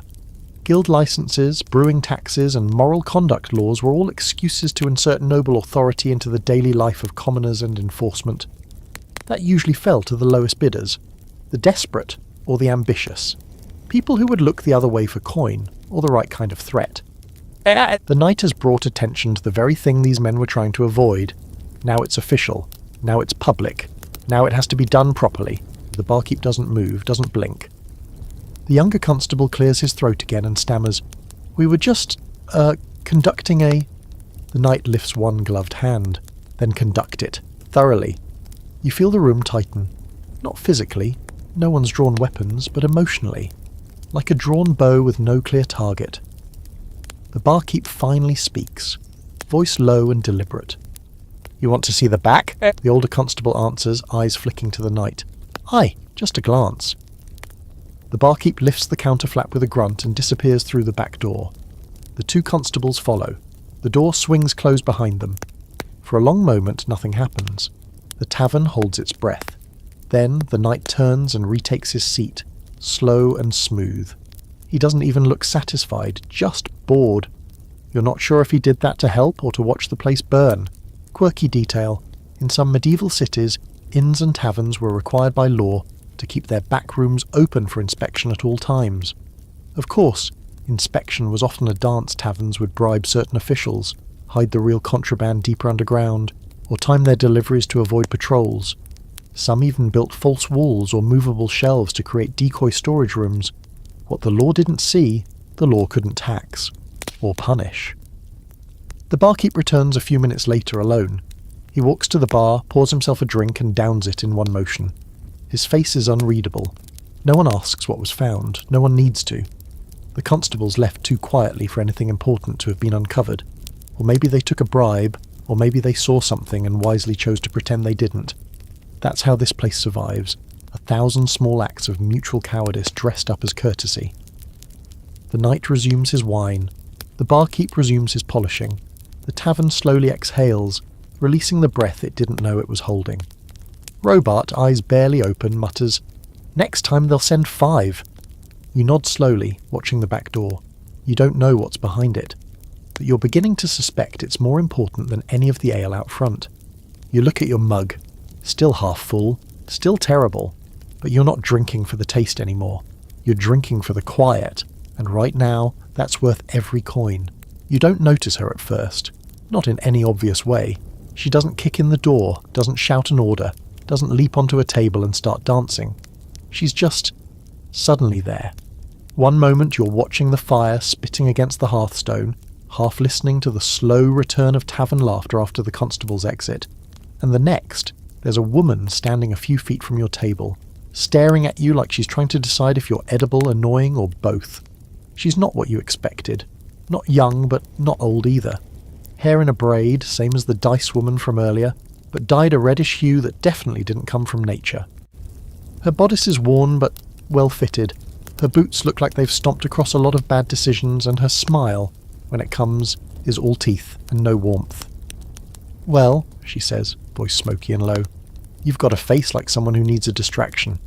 It takes you a beat too long to respond, mostly because you're not sure if she's flirting, threatening, or offering to sell you a stolen cow. In this place, those lines blur fast. You manage a small, possibly. She slides onto the bench across from you like she owns it. Like she owns you, really. The air around her smells faintly of smoke, lavender, and something fermented that may or may not be intentional. She rests her chin on one hand, eyes scanning your face. "I saw you at the dice table," she says. "Not bad. Lucky." "Thanks," you say cautiously. "I didn't lose a finger, so I'm calling it a win." She laughs, a real laugh, short and sharp. "You're not local. You smell too clean." You glance at your sleeve, still crusted with ale and stew. That's worrying. "I didn't say you smelled good. Just less awful than the rest of them." You resist the urge to sniff yourself. This is one of those moments you've heard about in stories. Lonely travellers in smoky taverns, a mysterious woman appearing out of nowhere, conversation that turns to temptation. It feels like a test, and you get the distinct impression that you'll fail it if you try too hard. She leans in, voice lower. "Name's Brisa. Short for something longer, but that's none of your business." You nod, resisting the urge to introduce yourself. Names in here are currency, and you're not sure she won't spend yours on something illegal. Brisa reaches across the table and lifts your mug without asking. She sniffs it, then takes a sip. "Gods, this is terrible," she says, grimacing. "You need something better." You shrug. "Better comes with strings." "Everything does." She says it casually, like someone who's cut a few of those strings herself. In taverns like this, there are always women like Brisa. Not barmaids, not officially. They don't carry trays or pour drinks. They drift. Some are here for the company, some for the coin, some for the secrets. You never really know which kind until it's too late. Historically, taverns were among the few places where gender roles bent, broke, or at least got very confused. Women weren't supposed to loiter in public houses, at least not according to the church, but they did. In large towns and small villages, you'd find women who ran taverns, who worked the kitchens, who entertained guests for coin or curiosity. And just as often, you'd find women like Brisa, who did none of the above, but still managed to be at the centre of every whisper. She taps her fingers on the table, a rhythm that matches the fire's crackle. "You're watching that back room," she says, not a question. You freeze. She grins. "Don't worry. So is everyone else. They just hide it better." "What's behind it?" you ask, because if you're already being read like a book, you might as well turn the page. Brisa shrugs. "Tonight? Probably nothing. Tomorrow? Maybe something worth dying for." You wait for her to elaborate. She doesn't. Quirky fact. Some historical taverns served as brothels. Not openly, of course, but with arrangements as subtle as a wink and a coin left under a mug. Others weren't about sex at all, but information. Women in these spaces often served as messengers, spies, or brokers. It's a fringe detail most textbooks skip. How these invisible women moved through the undercurrent of medieval politics one whispered rumour at a time. Brisa has the look of someone who's delivered more than her share of messages, and probably a few warnings. She twirls a lock of her reddish hair and cocks her head at you. "So, what are you looking for tonight?" You're not sure how to answer. Not honestly. Maybe you came in looking for warmth, food, shelter from the storm outside and the ones inside your head. Maybe you stayed for the music. Maybe it's the stories now, or the sense that this place is a breathing creature and you've wandered straight into its mouth. "Not looking," you say finally. She nods, like that's the right answer. "Smart," she says, "because the moment you start looking for something in here, you'll find it, and it'll ruin you." Then she stands, not abruptly, not dramatically, just rises like a tide going out. "If you want something better than that piss," she says, nodding at your mug, "ask for red root. Not too much. It'll rot your stomach, but it's warm sweet. Makes your dreams louder." You open your mouth to ask what that means, but she's already walking away, straight past the knight, who tracks her movement without turning his head. Their eyes meet for a breathless second, and then she's gone, swallowed by the crowd near the far wall. You sit there for a long moment, the bench still warm from her presence, the air still tingling with something between smoke and suggestion. You look at your mug, still half full, still terrible, but now it tastes a little more like a choice. The tavern changes once the sun goes down.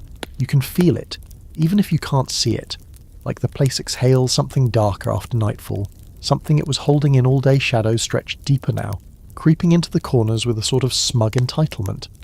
The fire burns a little lower, its light more ember than flame, and everything seems to shift inward. Quieter. Not calmer, just denser. The weight of secrets hanging from the rafters like smoke. You glance back toward the bar.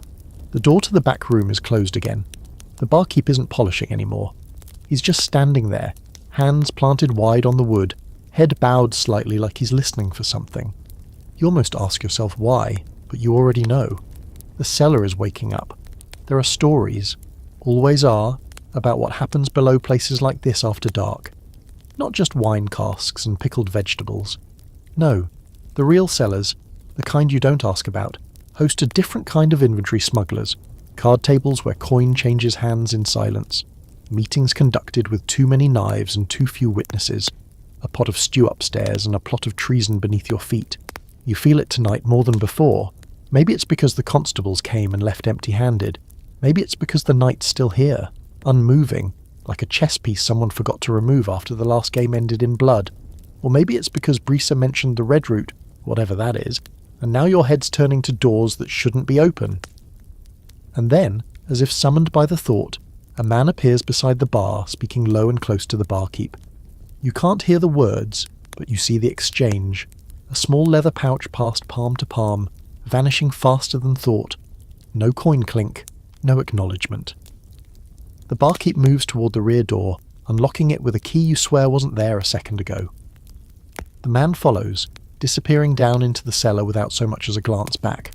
No one reacts, or rather, no one pretends to notice.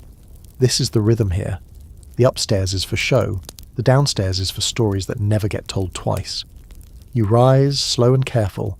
Your boots stick slightly to the floor, still damp from spilled ale and stew drippings.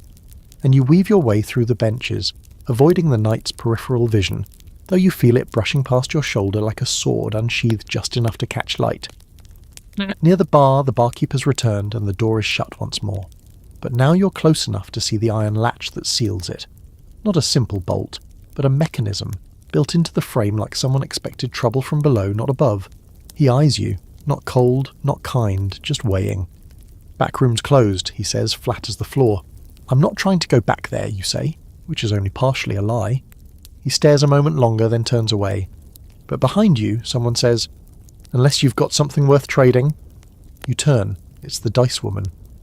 Braid wrapped tight, sleeves rolled up, mug in one hand, her gaze sharper than the knife at her belt. I've seen you watching, she says. You want in? You glance around. No one's paying attention, at least not obviously. The night hasn't moved. Robart is passed out in a different position now, like a man who's training to sleep through earthquakes. What's down there, you ask as she shrugs. Depends on the night. Sometimes nothing. Sometimes someone. Occasionally things that'll cost you your sleep. You hesitate, and she sees it. You're not from here, she continues, so you've got two choices. Stay upstairs where it's safe and stupid, or come downstairs and find out why people like me never look scared. Historically, tavern cellars were used for more than just kegs. In some cases, they were meeting halls for local guilds, criminal rings, rebel groups, during uprisings. Taverns served as the underground's nerve centre, literally underground. Messages were passed under mugs, weapons hidden behind barrels, and more than a few revolutions started with whispered oaths made beside wine racks. There's still debate among scholars about how organised these spaces truly were. Some think they were planned, structured, mini-governments under the feet of kings. Others say they were just desperation dens, places where people who had nothing tried to claw their way to something. Maybe they were both. Are you offering me an invitation, you ask her? No, she says, finishing her drink. I'm offering you a warning. And then she walks away, slipping past the night without a word, disappearing into the murk at the edge of the room. You don't follow her. Not yet. Instead, you return to your bench, your mug, your place near the hearth. The fire's almost gone now, just a red glow and some hissing ash. But you watch it anyway, eyes reflecting back things you don't want to name. Quirky aside, in certain cities, tavern cellars were rumoured to contain escape tunnels, routes out of the city, or into nearby monasteries, or just deeper into the earth. No maps, no signs, just a trapdoor and hope. Most of them are lost now, sealed or buried. But every once in a while a new one's found, and it always has a story waiting. You finish what's left of your ale. It's gone flat, somehow both warmer and more bitter than before. You push the mug aside and rest your hands on the table. The door to the cellar doesn't open again, but your thoughts stay down there. You know you won't sleep tonight. Not until you find out what's waiting below. You don't remember deciding to stand. One moment you're staring into the dying hearth, thinking about nothing, or maybe everything, and the next, your feet are moving slowly, quietly, like they don't want to alert the part of your brain that still has sense. You're not walking with purpose. Not yet. You're just drifting, like a man following smoke in the dark, hoping it leads to a fire and not another dead end. The tavern has thinned out subtly but definitely. A few familiar faces remain. The red-nosed man near the window humming into his mug, the barmaid wiping down a table with a cloth that only makes things worse, and of course, the knight. Still seated, still watching, though now his wine is gone and his fingers tap rhythmically against the table's edge like a man waiting for someone to finish a very long prayer. You pass the dice barrel again. No one's playing now. The coins have been scooped up, the dice pocketed. A small blood stain on the wood suggests someone didn't know when to fold. It's already crusted over. No one's cleaning it. You drift past the bar. The barkeep doesn't look at you this time. That alone makes the hairs on your neck stir. He's looking at the floor instead, as if the real room is underneath this one, and that's when you hear it. A dull thump, then another, regular like footsteps, or maybe something heavier. It's coming from the back, from beneath the floorboards, and though it could be barrels being moved, it sounds more like bodies. Not falling, not struggling, just shifting, like the cellar is rearranging itself. You hover near the bar, pretending to scan the shelves for a drink you won't order. There's a faded sign scrawled in chalk. No tabs, no trouble, no questions. It feels less like a rule, and more like a promise. The barkeep finally speaks, voice low. You want the games, go to the cellar. You blink. I'm not here for games. He doesn't smile, then you're in the wrong place. Before you can ask what that means, he reaches below the bar and thunks down a wooden cup filled with something amber. It smells sweeter than ale, but sharper too, like someone bottled the idea of a headache. On the house, he says, for your nerves. You don't touch it, but you nod. Then you move. The door behind the bar is open again, just slightly. Not enough to seem like an invitation, but not closed either. You slip around the bar's edge, heart thudding like a warning drum in your chest. No one stops you. No one even looks, which is somehow worse. You push the door open with one hand and step inside. Darkness, thick, cool, and pressing. The smell is immediate. Earthy, yeasty, damp. Not rot exactly, but close. The scent of things aging, fermenting, hiding. You take a step forward and your boot hits the first stair. Wood, worn smooth in the middle, edges chipped. You descend slowly, one hand trailing the wall, the other hovering near the knife you're not carrying but wish you were. The steps creak, not loudly, just enough to let the dark know you're coming. When your boots finally touch stone, the world changes. The air is cooler here. Still, but not quiet. There's a hum, subtle but steady, like someone tuned the whole cellar to the same note and now it's just holding. The space opens out in front of you. Not wide, not grand, but functional. Rough-hewn beams hold up the low ceiling, some blackened by age, others newer, reinforcing the older wood like bones splintered by experience. Lanterns hang at odd intervals, their glow flickering just enough to keep your eyes from adjusting fully. Shapes move in the shadows. Figures people, not many, half a dozen, maybe more, scattered around wooden crates, barrels and low tables. No one looks up. Everyone's busy, talking in hushed voices, exchanging parcels, rolling dice that don't clatter. You spot Brisa immediately. She's in the far corner, leaned over a table where 3 men are playing a game you don't recognize. She looks up, sees you, then returns to the game without a word, but she gestures with 2 fingers. A small motion, casual. Come in. Stay low. You walk deeper. The cellar isn't built like a proper room, it's a web. Narrow paths between crates and casks, private spaces walled off by barrels stacked high. You pass one man counting dried herbs into a pouch, Another whispering to a woman while holding something wrapped in linen. No one pays you any mind, you're just another shadow now. There's a space near the back that hums louder than the rest. Not with noise, but tension. A small circle of watchers gathered around two men seated on the floor, facing each other with knives, not drawn, just held.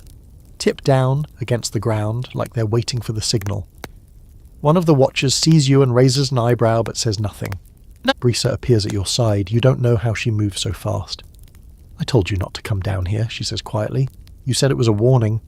And you ignored it. I do that, she smiles. You'll fit right in. You nod toward the knife circle. That a game? Sort of. First one to blink loses, sometimes an eye. You stare. She shrugs. No one's died this week. You turn your attention to the rest of the room. It's a marketplace, yes, but not of goods, of leverage. Everything here is a promise, a secret, or a risk. You could buy something, sure, but you'd owe something too. Quirky fact. Medieval gambling wasn't always about money.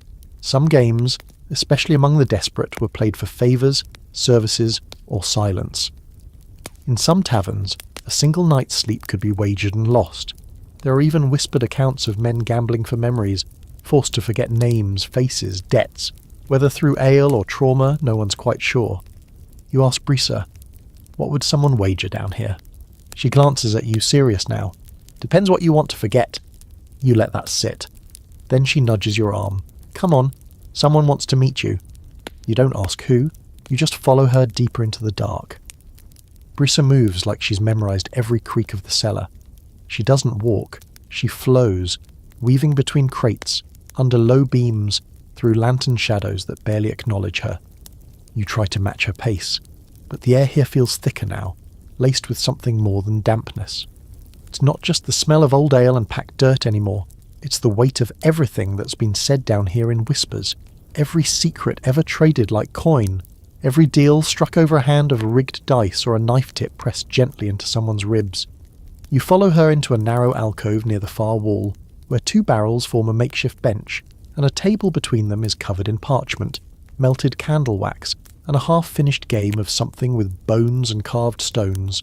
There's a man sitting there, barely visible in the flickering light, but you see the glint of metal on his fingers before anything else.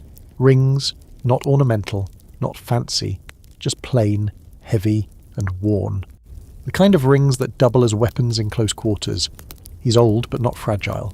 Bald on top, beard streaked with grey, but his shoulders still carry tension like they've never relaxed in 30 years. His eyes are the colour of rain about to fall. They land on you with the calm interest of someone who's already guessed your entire life story and is just waiting for you to confirm it. Brisa doesn't speak. She just steps aside, leaving you to fill the silence. You clear your throat. You wanted to see me? The man doesn't answer at first. He picks up one of the bone pieces from the game board, turns it between his fingers, and sets it down again. Then slowly, I saw you lose, then win, then sit still long enough to listen. His voice is quiet, rough, but carries, like a whetstone being dragged across metal. I wasn't trying to be noticed, you say. No one who ends up down here ever is. He leans forward slightly, hands clasped, elbows on his knees. You expect a name, maybe a title. You get neither. Tell me, he says, what do you think this place is? You hesitate because that feels like a trap disguised as small talk. A cellar. Wrong, he replies instantly without malice. The cellar is just the lungs. This, he gestures broadly, is the heart. Brisa speaks now, softly. Upstairs is for drinkers. Down here's for believers. You frown. Believers in what? In anything, the man says. Doesn't matter. Believers always find each other. They come down here looking for proof, for a cure, for someone to make them feel less alone or to disappear. You glance around. A woman in a hood is pressing a sealed envelope into the hands of a man whose cloak smells like rust and fire. In the far corner, a pair of dice players whisper after every roll, never reacting visibly to the outcome. You see a boy, no older than 12, trading dried herbs for a pouch of coin while his guardian pretends not to see. Why me, you ask. He chuckles, dry and soft. That's what everyone asks. The ones worth answering are the ones who don't expect an answer. You open your mouth, but he cuts you off with a raised hand. Don't speak, he says. Listen, because you need to understand what this place really is. He gestures toward the low ceiling, the beams above your head. Above us is chaos. Arguments, spilled ale, songs that never had a tune to begin with, fights over goats and stew and pride. But down here, there's order. Not the clean, polite kind, but old order, the kind that knows blood is a language. You try not to shift in your seat. Historically, many medieval taverns had unofficial lower levels of operation, and while few records survived, some chroniclers hinted at secret guilds, revolutionary gatherings, or networks of underground barter that kept entire communities alive when the lords above turned sour. These spaces weren't built overnight. They evolved, generation by generation, shaped by need and sharpened by danger. Quirky detail. In the 13th century Prague, a tavern was discovered with a false floor in its cellar, beneath which was a room containing nothing but a single chair, a ledger, and hundreds of sealed letters. No explanation, no signature, just secrets left in the dark. The man picks up a scroll from the table and hands it to you. It's sealed with dark red wax, no emblem, just a crude X pressed into the blob. It feels warm in your hand. Too warm. You don't open it here, he says. You nod slowly. Brisa's watching you with that same faintly amused expression she always wears, like she knows how this will end but is still entertained by the middle. Now, the man says, leaning back, comes the part where you decide. Decide what? If you're coming back. You think about it. Upstairs is simpler. Bad food, warm ale, music, fights that blow over, faces you can laugh with or forget. But this place is thick with meaning and danger, and something you don't have a name for yet, but already suspect will change you if you let it. I haven't decided, you admit. He smiles. It's not pleasant. It's not threatening. It's just true. You will. Then he waves you off like a man brushing dust from a sleeve, and just like that, the meeting's over. Brisa walks you out in silence, back through the maze of crates and whispers, back past the lanterns and dice and hidden messages exchanged with nods, back to the stairs. You handled that better than most, she says. Is that a compliment? It's survival advice, she replies. You climb the steps one by one, heart a slow drum in your ears. When you reach the top, the tavern feels different again. Not better, not worse, just changed. You don't fit into it quite the same now. The night's gone. Robart is awake. Barely, muttering to himself about fish with human hands. The barkeep doesn't look up. You find your bench again. You sit. The scroll rests in your pocket like a second heartbeat, and the fire, though low, still burns. You sit back down at your bench like someone who's just returned from a place they shouldn't have survived. You're not shaking, but your bones feel loose, unsteady, as if they've forgotten how to be yours. The cellar wasn't cold, not really, but you shiver anyway. Something about the air down there, the silence beneath the voices, the way that old man spoke like he was digging you a grave and offering you the shovel. And now you've got a sealed scroll tucked in your pocket that's probably worth more than your boots, and possibly your life. You haven't opened it. You're not supposed to. You don't even know if you will. The wax seal is rough against your leg, a subtle scrape every time you shift in your seat. It's not heavy, but it might as well be a millstone. You take a long, slow breath. The tavern has returned to its standard chaos. Drunken laughter, someone trying to balance 3 mugs on their forehead, while singing something about a donkey's wedding, and the unmistakable sound of someone retching into a bucket behind a curtain. Your mug's still there, barely a swallow left in the bottom. The ale has gone completely flat. You drink it anyway. Not for taste, not for courage, just for something to do with your hands. Robart is awake again, mostly. He's picked up a crust of bread from somewhere. It looks stolen, but possibly gifted by a barmaid too exhausted to care, and he's chewing it with the focus of a philosopher deep in contemplation. His eyes are bloodshot, ringed with grime, but there's something alert behind them now, like maybe he was never truly drunk, just hiding behind the performance.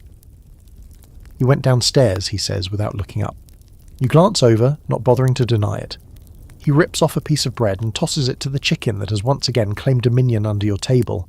It snaps it up like it's collecting dues. A lot of folks go down there once, Robart continues, not many go twice. You ask, why not? He shrugs. Because once you know it's real, you can't drink in peace anymore. You nod. That tracks. He chews thoughtfully. They offer you something? You don't answer. You don't have to. He sees it in your eyes, the weight, the awareness. You say yes, he asks. I don't know. He chuckles, then coughs. You'll say yes, we all do. Eventually, one way or another. You look around the room. The tavern hasn't changed, not really.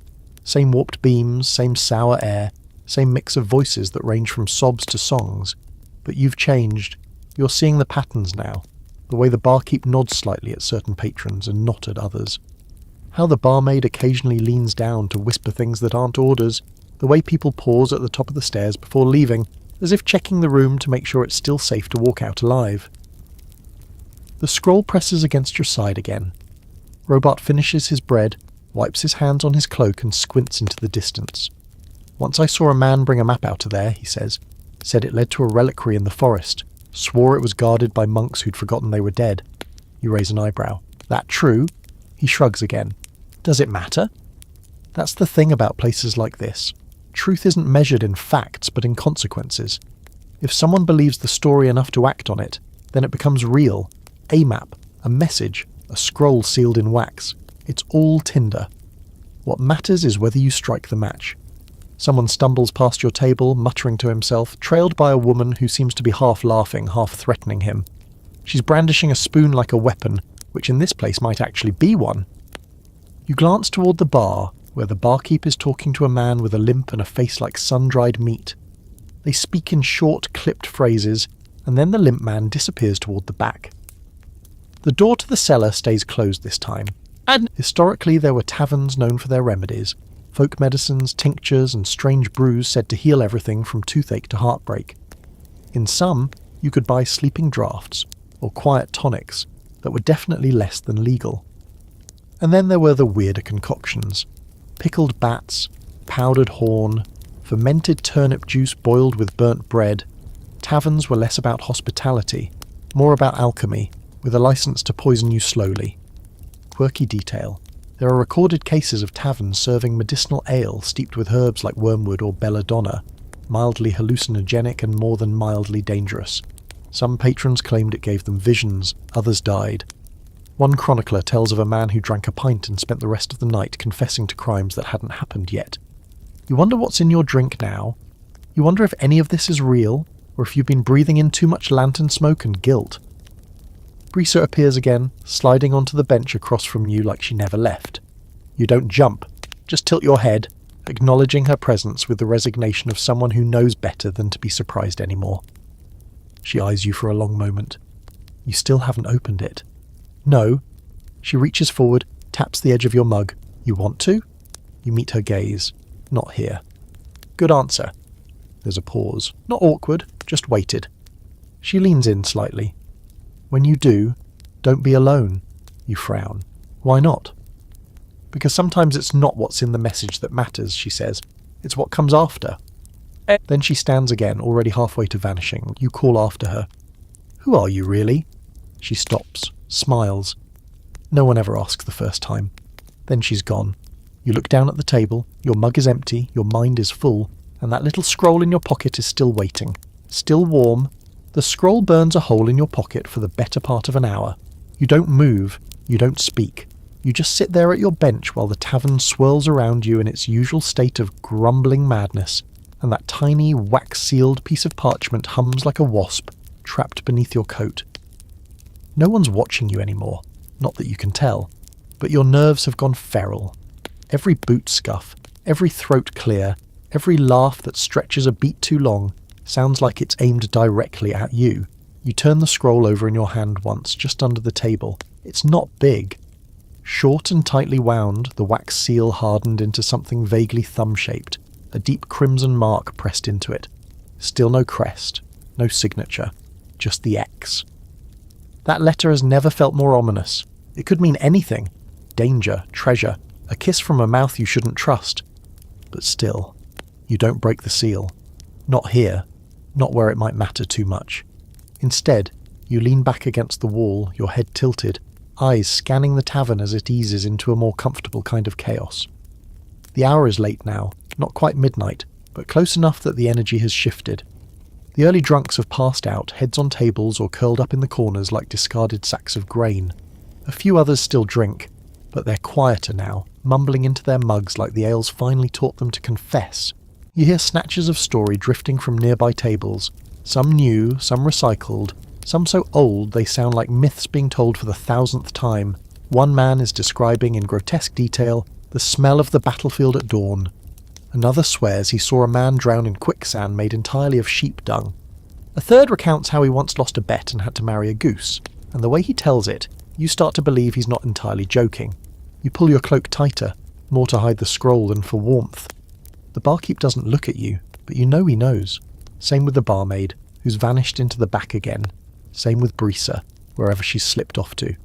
You get the sense that once someone down there hands you something, everyone upstairs can smell it on you. Someone strikes a match near the hearth trying to coax the flames back to life.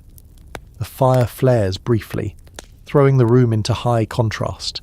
Faces lit like masks, shadows twisted like monsters against the beams. You don't like what it does to the night's empty seat.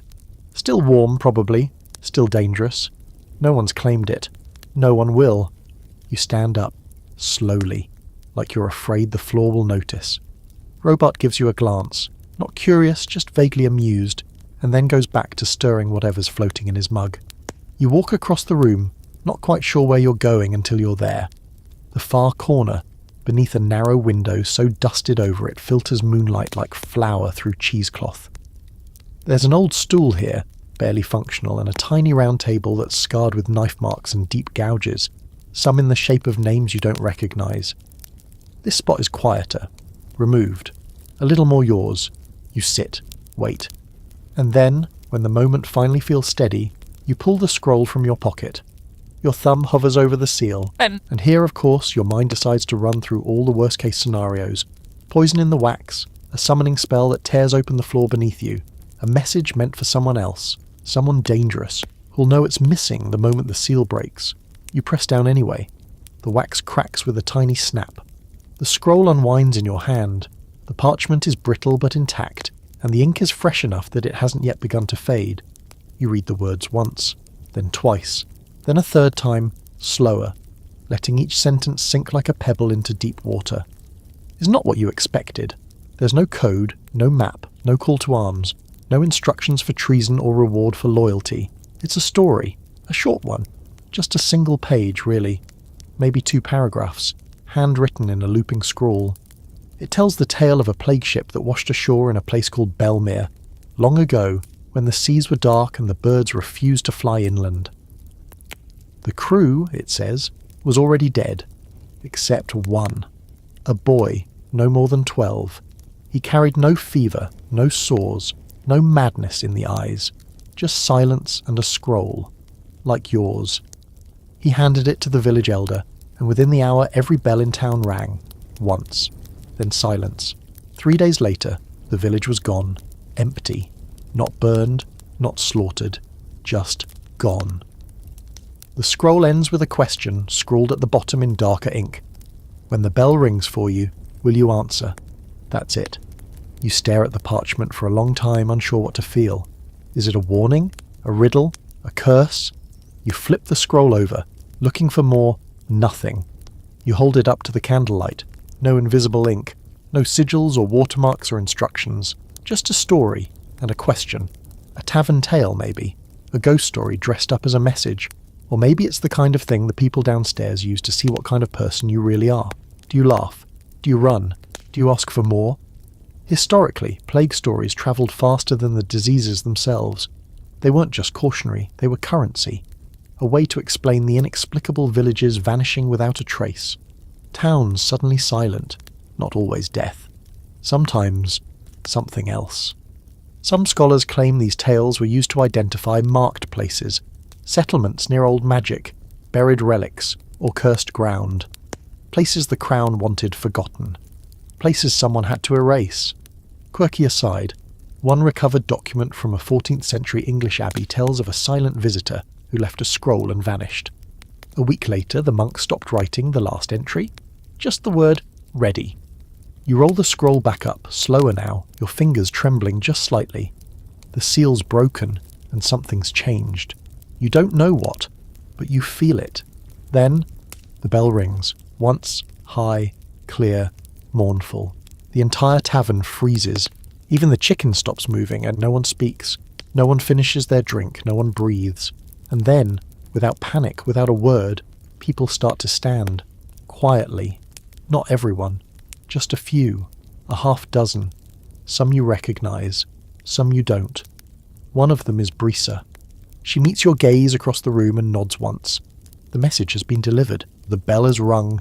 Now you have to answer. The bell's echo is still clinging to the air like dust when you rise from your seat.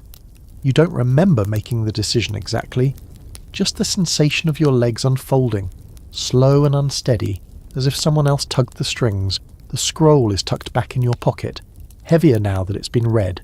Or maybe you're heavier, like the story inside it leaked into your bones.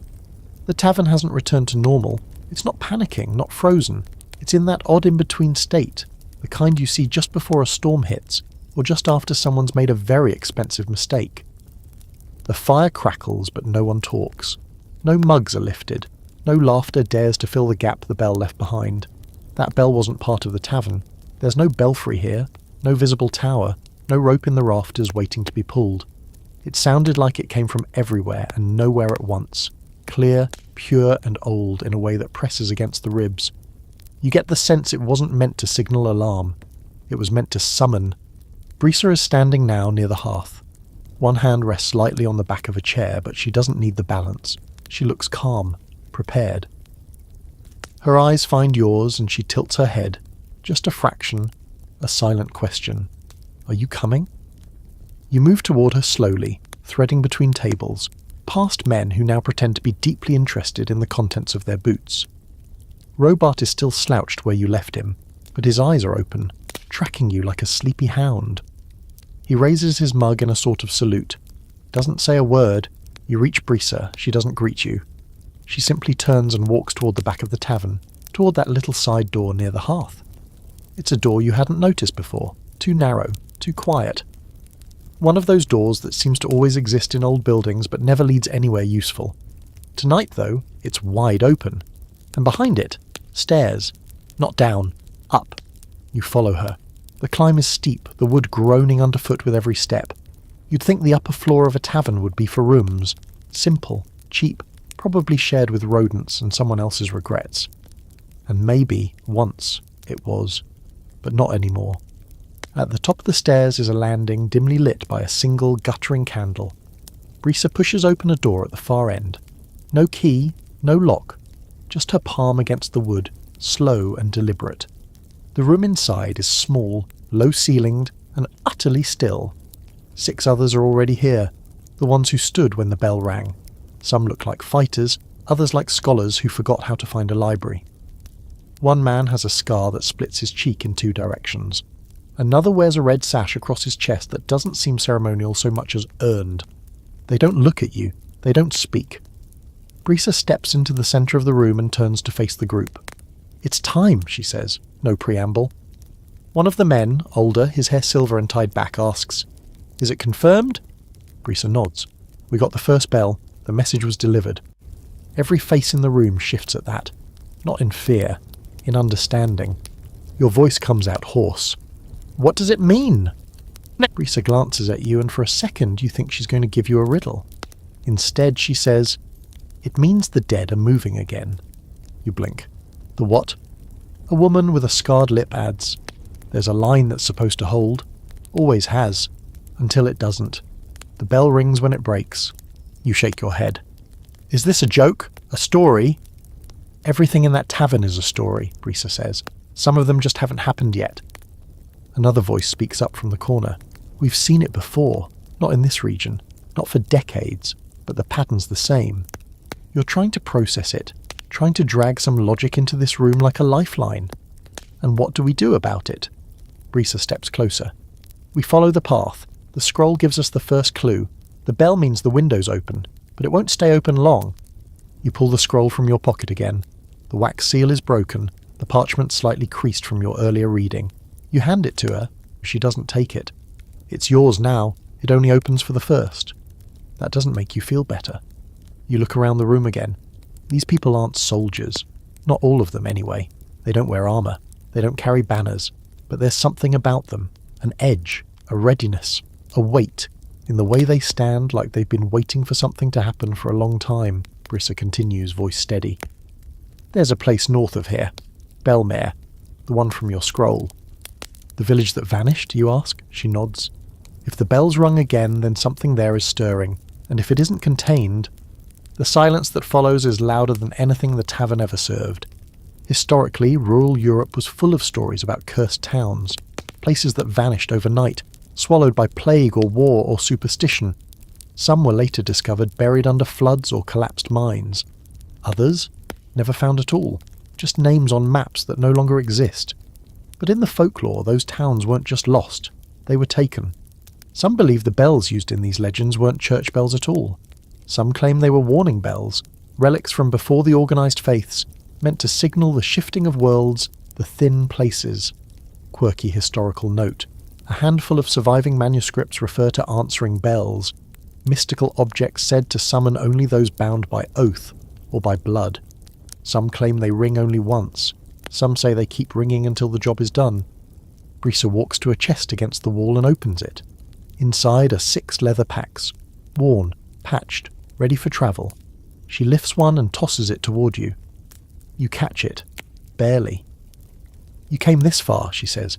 You don't have to come further, but if you stay here, someone else might carry what you've already seen. You stare at the pack. You think about the cellar, the silence, the bell. You look up at her. How long do we have? She pulls her own cloak tighter. We ride at dawn. You don't sleep. No one in the room does. Even after Brisa blows out the candle and the group settles into corners like old cats in the rafters of a barn, there's no real rest. Just waiting. The kind of stillness that isn't born from peace, but from bracing. Like standing too close to the edge of a high place where sleep isn't rest, it's vulnerability. You lie back against the rough floorboards, the leather pack tucked behind your head, and stare into the shadows on the ceiling, listening. Someone snores softly. Another hums a broken tune under their breath. Outside the warped window pane, the wind shifts, rising just enough to rattle the shutters and whisper across the old roof tiles, like a language forgotten by everyone but ghosts. And below, through floorboards and memory, the tavern murmurs. It doesn't sleep either. You can hear the occasional scrape of chairs, the clink of mugs, boots dragging across worn stone. Even this late, no, especially this late, the tavern lives. There's something comforting in that, something familiar. The way a storm becomes background noise once you realise it's not aimed at you. Eventually morning creeps in. Not a loud arrival, just a softening of the dark, a silver edge sliding in under the doorframe and across the warped planks someone stirs. Then another. Brisa is already up, of course, checking the packs, tightening straps, humming to herself like a woman trying to keep her mind from falling through cracks she's spent years avoiding. You sit up slowly, spine stiff, neck sore, brain doing the kind of sluggish calculation that only happens when adrenaline meets reality, and they decide to arm wrestle. Brisa tosses you a hunk of bread from the pack. It's dense, hard enough to be classified as a blunt weapon, but it tastes slightly of honey, which feels like a small and unexpected kindness. Eat quick, she says, biting into her own. We ride with the sun. The others are quiet as they move. No one talking, but not in a sullen way. It's more like everyone already knows what needs to be done. The scarred woman with the red sash nods at you as she tightens the buckles on her boots. The silver-haired man sharpens a blade the length of your forearm using a stone that looks older than this building. One of the younger ones, a narrow fellow with ink-stained hands and nervous eyes, ties a rolled map to his belt with such care you'd think it was his only possession. You sling the pack over your shoulder. It's heavier than it looks. Inside are things you didn't pack.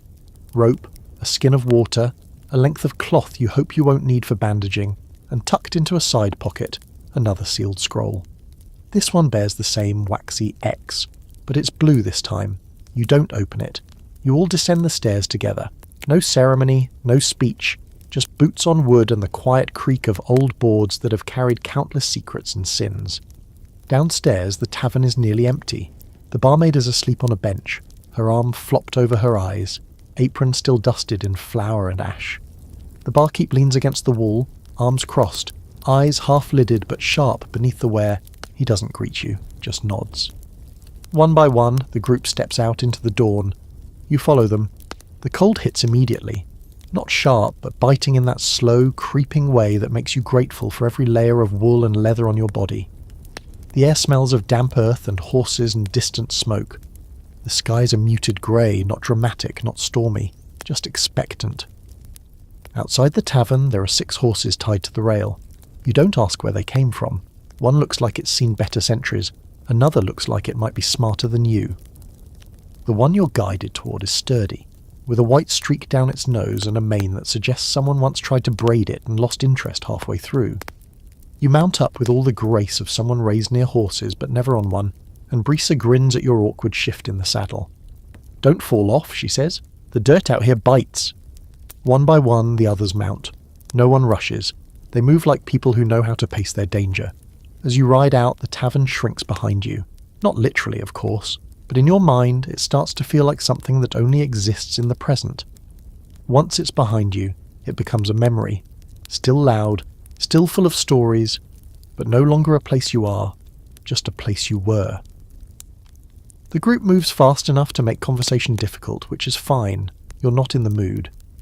The morning light rises slow and silver across the fields, glinting off puddles from last night's rain, and casting long shadows from frost-covered trees.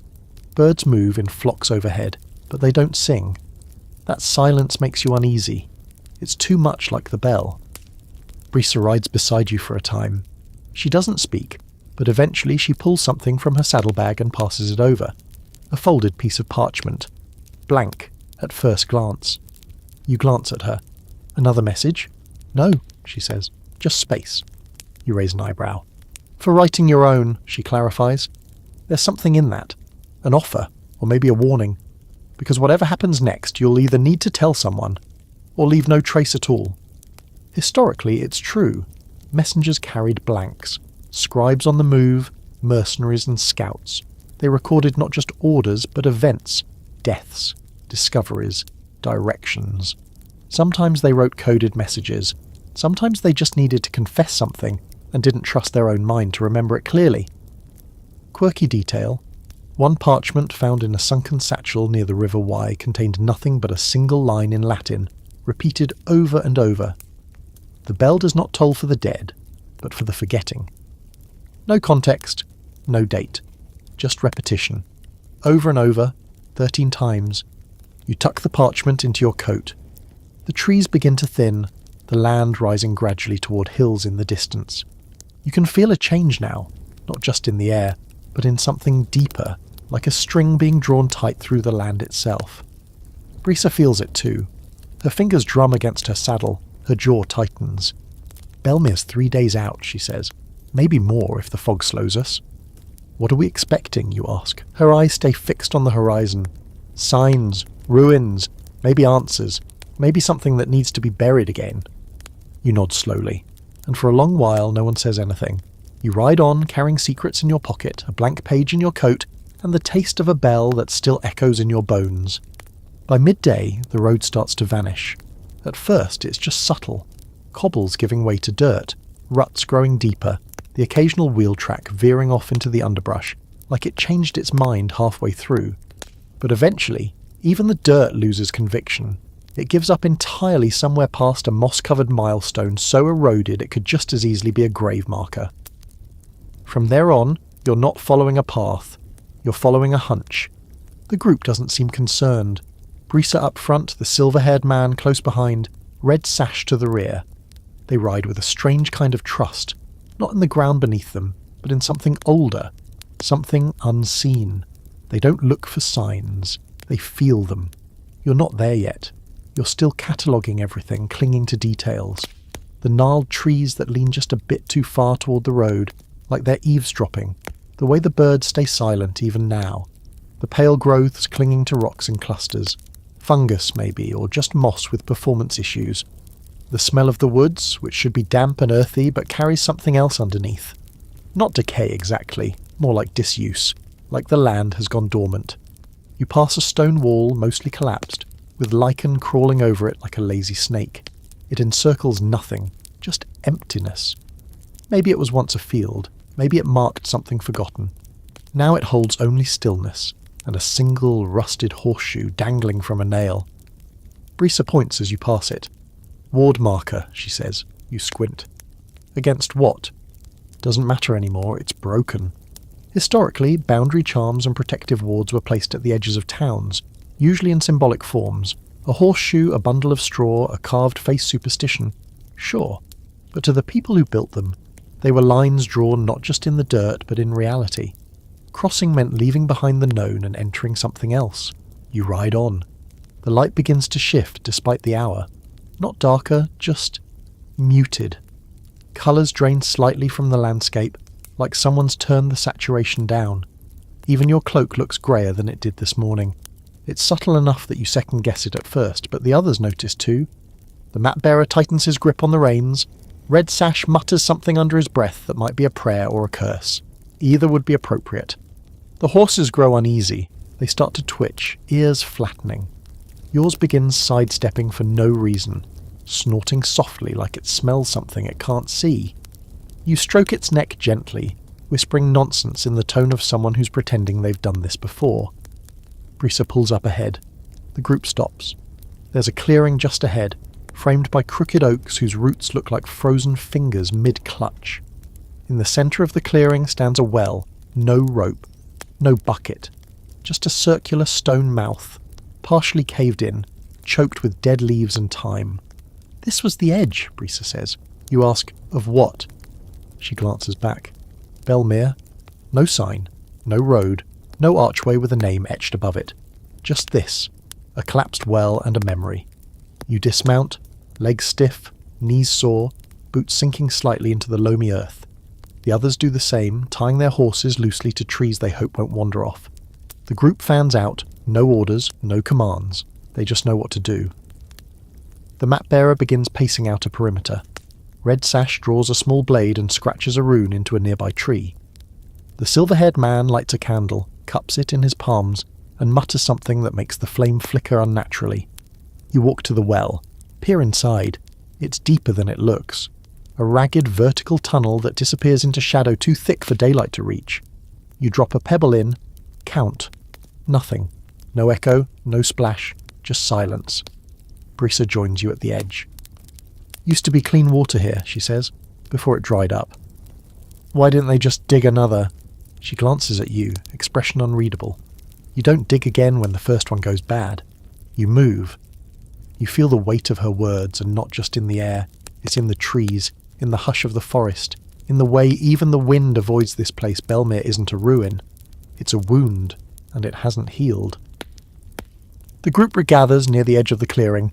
Brisa takes out her pack, pulls a second scroll, this one black-sealed. She opens it carefully, lays it across a flat rock, and traces the symbols with her fingers. We'll camp here tonight, she says. No fire. The silver-haired man snorts. I'll miss the stew. Better to be hungry than seen, she replies. There's no argument. Just a quiet shuffling of gear as the group begins laying out bedrolls and silent wards. You help where you can, gathering stones, clearing brush, marking a perimeter with threads soaked in ash and salt. It's ritualistic but not exaggerated, efficient, focused. Quirky fact, certain orders, clandestine or otherwise, used still camps when near haunted or cursed ground. No fires, no metal striking stone, no spoken names. Everything done in signs, touch or whispers. It wasn't about fear, it was about respect.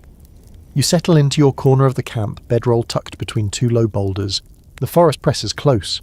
You still haven't seen the remains of Belmere. No houses, no church, no toppled fences. Just this nothingness where something should be. That's what chills you most. Not what you see, but what you don't. Brisa sits nearby, knees drawn up, sharpening a dagger in lazy arcs. It's the same one she had in the tavern, and the rhythm of the scrape is hypnotic. She doesn't speak for a long time. Then softly, sometimes we find ruins, sometimes graves, sometimes just ash. And sometimes, you ask, she stops sharpening, looks up. Sometimes we find the people. You swallow. Alive? She doesn't say, doesn't need to. The night thickens, no stars, no moon, just the sound of your own breath and the wind slipping past trees that might remember more than they let on. You lie down, staring up through the branches, waiting for sleep that doesn't come. Somewhere in the blackness beyond the clearing you hear a sound. A bell. Once, but not from the tavern. This one comes from underground. You don't scream. You don't bolt upright. You just lie there, staring at the canopy of blackened branches overhead, and let the silence that follows the bell seep into your bones. It doesn't echo like the one from the tavern. This one is deeper, heavier, like it rang through stone, like it shook loose dust from bones that haven't moved in centuries. No one else in the camp moves, but you know they all heard it. You sit up slowly, movements deliberate, as if the air itself might snap if you shift too fast. Around you, the others are already alert. No one speaks. No one reaches for weapons. Not yet. But every eye is open, every hand close to a hilt or pouch or charm. Brisa doesn't look surprised. She just stares out toward the trees, mouth tight, body completely still, like a wolf that's caught the scent of something it hoped was extinct. You whisper, "That was from below." Brisa nods barely. "Is it a warning?" She glances at you, and the look in her eyes is colder than the wind crawling through the forest. "It's an invitation." You glance toward the old well. It hasn't moved, of course. Still a circle of crumbling stone choked with rotten leaves. Still as silent as before, but now it feels different. It's not a ruin anymore. It's a mouth, and it's open. The silver-haired man stands. His candle, long since extinguished, is in his hand again. He doesn't light it, just grips it like a tether. The others begin to pack in silence, not in a rush, but with the smooth efficiency of people who've been through this before. You're not sure what this is exactly, but you know it's no longer the approach. You've arrived. By the time the sun begins to nudge its way over the horizon, what little light it offers through the fog, the camp is packed. No breakfast, no fire, just dry bread chewed silently while everyone avoids looking at the well. You're the one who breaks the silence. So, what now? Brisa rises, shoulders squared.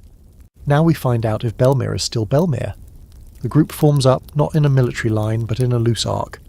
Cautious, alert, covering ground without crowding it. You stay near Brisa, though you're not sure whether that's bravery or just the sense that standing near her is marginally safer than standing near anyone else. Together, you approach the well. At first, nothing changes, and then, as you draw within 10 feet, the air shifts. Not wind, weight. Like walking into a room where something horrible happened and the memory of it still clings to the walls. Your breath catches without your permission. Every part of your body feels like it's being watched. Not from the trees, not from above, but from beneath. The map bearer stops abruptly, points to the ground just past the well. There. You step around the stones and see it. A path, or what's left of one, not a road, not even a trail. Just depressions in the earth. Indentations in moss and weeds that form the vague outline of something man-made. A line of progress swallowed almost completely by time. The silver-haired man kneels and brushes aside a patch of dead leaves. Beneath is a stone, flat, wide, and carved. Not with words, but with a symbol. An X, same as the seal on your scroll. Brisa crouches beside it, traces the lines with her finger. "Boundary marker," she says. "We're past the threshold now." You glance at the others. No one moves, no one smiles. They just wait. Brisa stands. "We follow the path." And so you do. The way forward is both impossibly obvious and maddeningly subtle. Where the forest seems to breathe denser, the trail moves through it. Every now and then you see another stone, another carved X, partially obscured by vines or sunken into wet earth. Once, you pass a twisted fence post wrapped in rusted wire. No fence attached. Just a fragment of a perimeter. Then the trees begin to thin, and the town appears. At first, it's just the outline of it. Foundations, really. Stones piled in a way that suggests houses once stood here. A sagging chimney, a half-buried well of its own, the skeleton of what might have been a small chapel, the cross long gone but the frame unmistakable. You're struck not by the destruction but by the lack of it. There's no fire damage, no signs of battle. No decay that fits the expected rot of abandonment. Just emptiness. As if everything that made this place alive simply stepped out, leaving the shell behind. Brisa whispers, "This is wrong." You nod. "Too clean." The group spreads out again, this time with blades drawn. The red-sashed woman holds a small glass orb in one hand. It pulses faintly, light blooming within it like a heartbeat. You drift toward what remains of the chapel. Inside, the altar is still intact. Stone, carved with symbols you don't recognize. The floor is covered in pine needles, no footprints, no ash, just silence. But above the altar, carved into the wall, you find something that stops your breath. Another X, but this one is inverted. Brisa appears behind you. Her voice is quiet. That's not ours. You stare. Then whose is it? She doesn't answer. Historically, certain symbols were inverted not as blasphemy, but as warnings. A reversal of a sacred shape often marked places where rituals went wrong or were never meant to be done in the first place. Inverted crosses, flipped runes, broken circles, signs of interruption, interference, and worse, invitation. Quirky footnote: in 1421, a Flemish chapel was discovered deep in the Ardennes, its walls covered in reverse sigils and scorched wax. No records remained of the village that built it. Just a single, unsigned entry in a bishop's log. Too quiet. The air inside moves without wind. Back outside, the group regathers. No one reports seeing people, no animals, no movement, just stone, just the marks. Red Sash speaks first. It's not abandoned, it's waiting. The others nod, and then finally you hear it again. The bell. One ring, then another, and another, 3 total. This time, it does echo. Through the ground, through your chest, through the hollowed-out spaces of what once was Belmere. You grip the scroll in your pocket. Brisa looks at you. It's your move now. You don't move right away. The third bell is still humming in your chest like it's trying to tune your heartbeat to its own rhythm. Slower, deeper, older. It's not a sound so much as a pressure, like a rope being pulled taut between your ribs and the earth below. The ground hasn't shifted, the sky hasn't darkened, the ruins haven't sprung to life, and yet everything around you feels different now, Tilted. Like the rules just changed and no one was polite enough to say so. Everyone is staring at you, not expectantly, not even curiously, just watching, like they're waiting to see whether you'll break. Brisa's the only one who steps forward. Her face is unreadable, though something behind her eyes flickers. Concern, maybe, or fatigue dressed up as professionalism. She stops a few feet from you, her hand resting lightly on the hilt of her blade, not threatening, just prepared.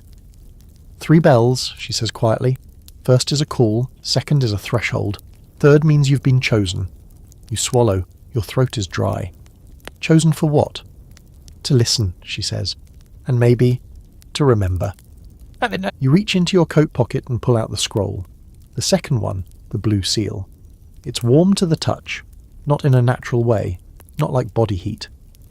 More like it's been waiting for this moment to activate, like it knew when the bells would toll long before you did. Everyone is silent as you break the seal. The wax cracks like brittle bone. The parchment inside is smoother than the last, less aged, more recent. But the handwriting is the same, looping, deliberate, confident in a way that suggests it doesn't need to explain itself. You read it aloud. You don't know why. It just feels right, feels expected. To the bearer of this sign you begin, your voice hoarse but steady. You are the vessel of memory. The seal is broken. The story must be told. The parchment pulses in your hands, not with light, but with presence, like it's reacting to your voice. You continue. Belmere was not erased. It was hidden, not by war, nor plague, nor fire, but by silence. Brisa inhales sharply. Those who remained were not lost. They were buried, not beneath stone, but beneath forgetting. And now, as the bell tolls thrice, the silence falters. The wound opens. The story leaks. Your voice cracks, not from emotion, from weight. You must go to the centre, speak the name, let them hear it again. You lower the scroll, it's blank now. The ink faded the moment the last word left your mouth. Behind you, the others stir. The centre, the silver-haired man murmurs. The map-bearer steps forward, unrolling a brittle, yellowed parchment and pinning it down with stones. It's a layout, faded but intact. You lean over it with the others. There, he points, town centre. If the layout held, the well we passed was the southern edge. That means the square's just over this ridge. Brisa nods. And the chapel was due east. Makes sense.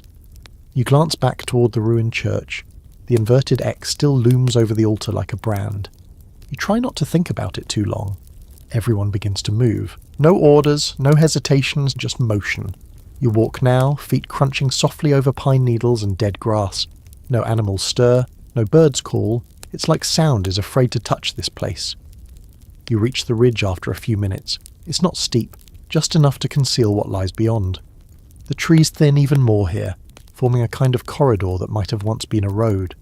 At the top you stop, and there it is, the square, but not as a ruin, not as a ghost. It's intact. Buildings rise from the earth like they never left. Stone facades, wooden signs, shutters creaking gently in a wind that doesn't blow. It looks real, too real. Like the town was plucked from memory and set back down here whole. An echo, Brisa whispers, or a trap. You all descend slowly, boots quiet, weapons drawn. The buildings have no lights in their windows, but their doors are closed. Not broken, not weathered. Closed. You pass what looks like a bakery. The smell of stale flour clings to the air. A tailor's shop, a blacksmith. Even a tavern, smaller, older, with the name The Thorned Bell, barely legible on a hanging sign. You reach the centre of the square, and then you see them. Figures. Still. Standing in a perfect circle around an old fountain. Each of them facing inward. Unmoving. Silent. You count. 12. They're not statues. Not quite. They don't gleam. They don't crack. But they're not people either. More like remnants. Shades. Their clothes are frozen mid-flutter as though caught by a gust that never passed. Their eyes are closed. Their faces peaceful. You take a step closer. The others fan out, cautious. The red-sashed woman whispers, "Are they the villagers?" Brisa doesn't answer. You circle the fountain. The water inside is black and still. Not reflective, not even wet, just dark, like ink that never dried. The scroll's weight returns in your hand. You don't remember lifting it again. But there it is, and with it, a sudden bone-deep knowing. This is the moment. Speak the name, Brisa says behind you. You open your mouth, but there's a problem. You don't know it. You don't know the name. Not yours, not theirs, not Belmir's, not anymore. You blink. Panic prickles your scalp. The silence tightens. And then, one of the figures opens their eyes. Just one. They're pale, not glowing, just empty. They look at you and speak. A name. Not in a whisper, not in a scream. Just one word. The one that was stolen. The one you now remember. And as they say it, so do the others. All 12, in unison. The name rolls over you like thunder, like waves, like history dragging itself back into the present. You collapse to your knees, hands clamped over your ears, but the name doesn't stop ringing inside you. And then, silence. You open your eyes. The figures are gone. The fountain is dry. The buildings are ruins again. Belmir has returned to death, but not forgetting. You remember now. You always will. You sit there on the cracked stones of the square, the memory of the name still echoing through your skull like it's bouncing from wall to wall, refusing to be quiet. It's not a name you've ever heard before, not in stories, not in whispered warnings or half-spoken myths, but the moment it was said it clicked into place inside you like a lost key in the right lock. The sound of it. It was old, not in years, in weight, like it had once held something closed, and now that it's been spoken, that door is open again. The others approach slowly, not cautiously. They saw it too. They felt it. Brisa is first. Her boots scuff gently against the cobbled stones as she kneels beside you, hand on your shoulder. Her grip is solid, grounding. "You all right?" she asks softly. You nod, then shake your head. "I don't know," she smiles faintly. That's the honest answer. You glance around. The town is back to what it should be, or what it became. The illusion is gone. The buildings have slumped into themselves. The fountain is shattered. Even the signs are unreadable now, worn down to splinters and rusted nails. Belmir is ruins again. Real ruins. No more than an echo with a pulse. You rise, legs trembling but holding. The others regroup silently. No one claps your back. No one cheers. They're professionals, or something like it. And this wasn't a victory. Not yet. Just a step. A necessary wound reopened. Brisa brushes dust from her knees. We need to move. We're exposed now. To what? You ask, your voice still raw. She looks toward the well in the distance. To whatever comes next. The silver-haired man unrolls the map again, his fingers tracing lines you can't see. We have the name now. That's our next marker. The memory's been spoken aloud. The tether's been remade. Tether, you echo? Belmere wasn't lost, Red Sash says, adjusting the wrap across her chest. It was hidden, anchored in silence. That silence protected it, but it also caged it. The name was the lock. You stare at them. And now we've unlocked it? Not just unlocked it, Brisa says. We've made it part of the story again. A chill runs down your spine. You didn't ask to be a storyteller. You didn't come here with a sword or a prophecy or even a plan. But now there's a weight in your chest. Like the name settled somewhere deep and built a nest, you can't forget it. You won't. That's the deal, isn't it? You speak the name, you carry the burden. You glance down at the scroll and still blank, but heavier than ever. We should burn it, you say. No, Brisa replies immediately. You don't burn truth, you carry it. You don't like that answer. You don't argue. The team packs quickly. No chatter, no complaints. Just quiet movement, like they're already bracing for the next chapter. You help where you can, rolling blankets, tightening saddle straps, pretending your hands aren't still shaking. As you all begin to walk out of the town square because no one wants to ride through this place, you notice something new. Just outside the chapel ruins, beneath a collapsed beam, there's a fresh carving. You pause, crouch, brush aside the debris. It's the same symbol, the X. But this time, it's not inverted. And beside it, one word etched into the stone in that same looping hand you've now seen on multiple scrolls. Remember, Brisa sees you looking, says nothing. Just touches your arm gently, then moves on. You follow. The path away from Belmere isn't the same as the one you arrived on. The map leads you north now, towards something called the Archive. No one explains what that is. No one needs to. You get the sense it's not a building, or a vault, or a library, not in the traditional sense. It's a place where things go when they shouldn't be forgotten. The ride is silent. The trees don't watch this time. The wind is soft again. The land, while still unnerving, no longer feels held in suspense, like something has been released, like a breath held too long has finally been exhaled. You reach a ridge that overlooks the valley. The town is just a dot now, half shadowed by trees, still, cold, but visible. And that's the part that makes your stomach drop. Because before it wasn't. Before Belmere was hidden, protected, lost in the folds of time like a misplaced coin in a deep pocket. But now you can see it.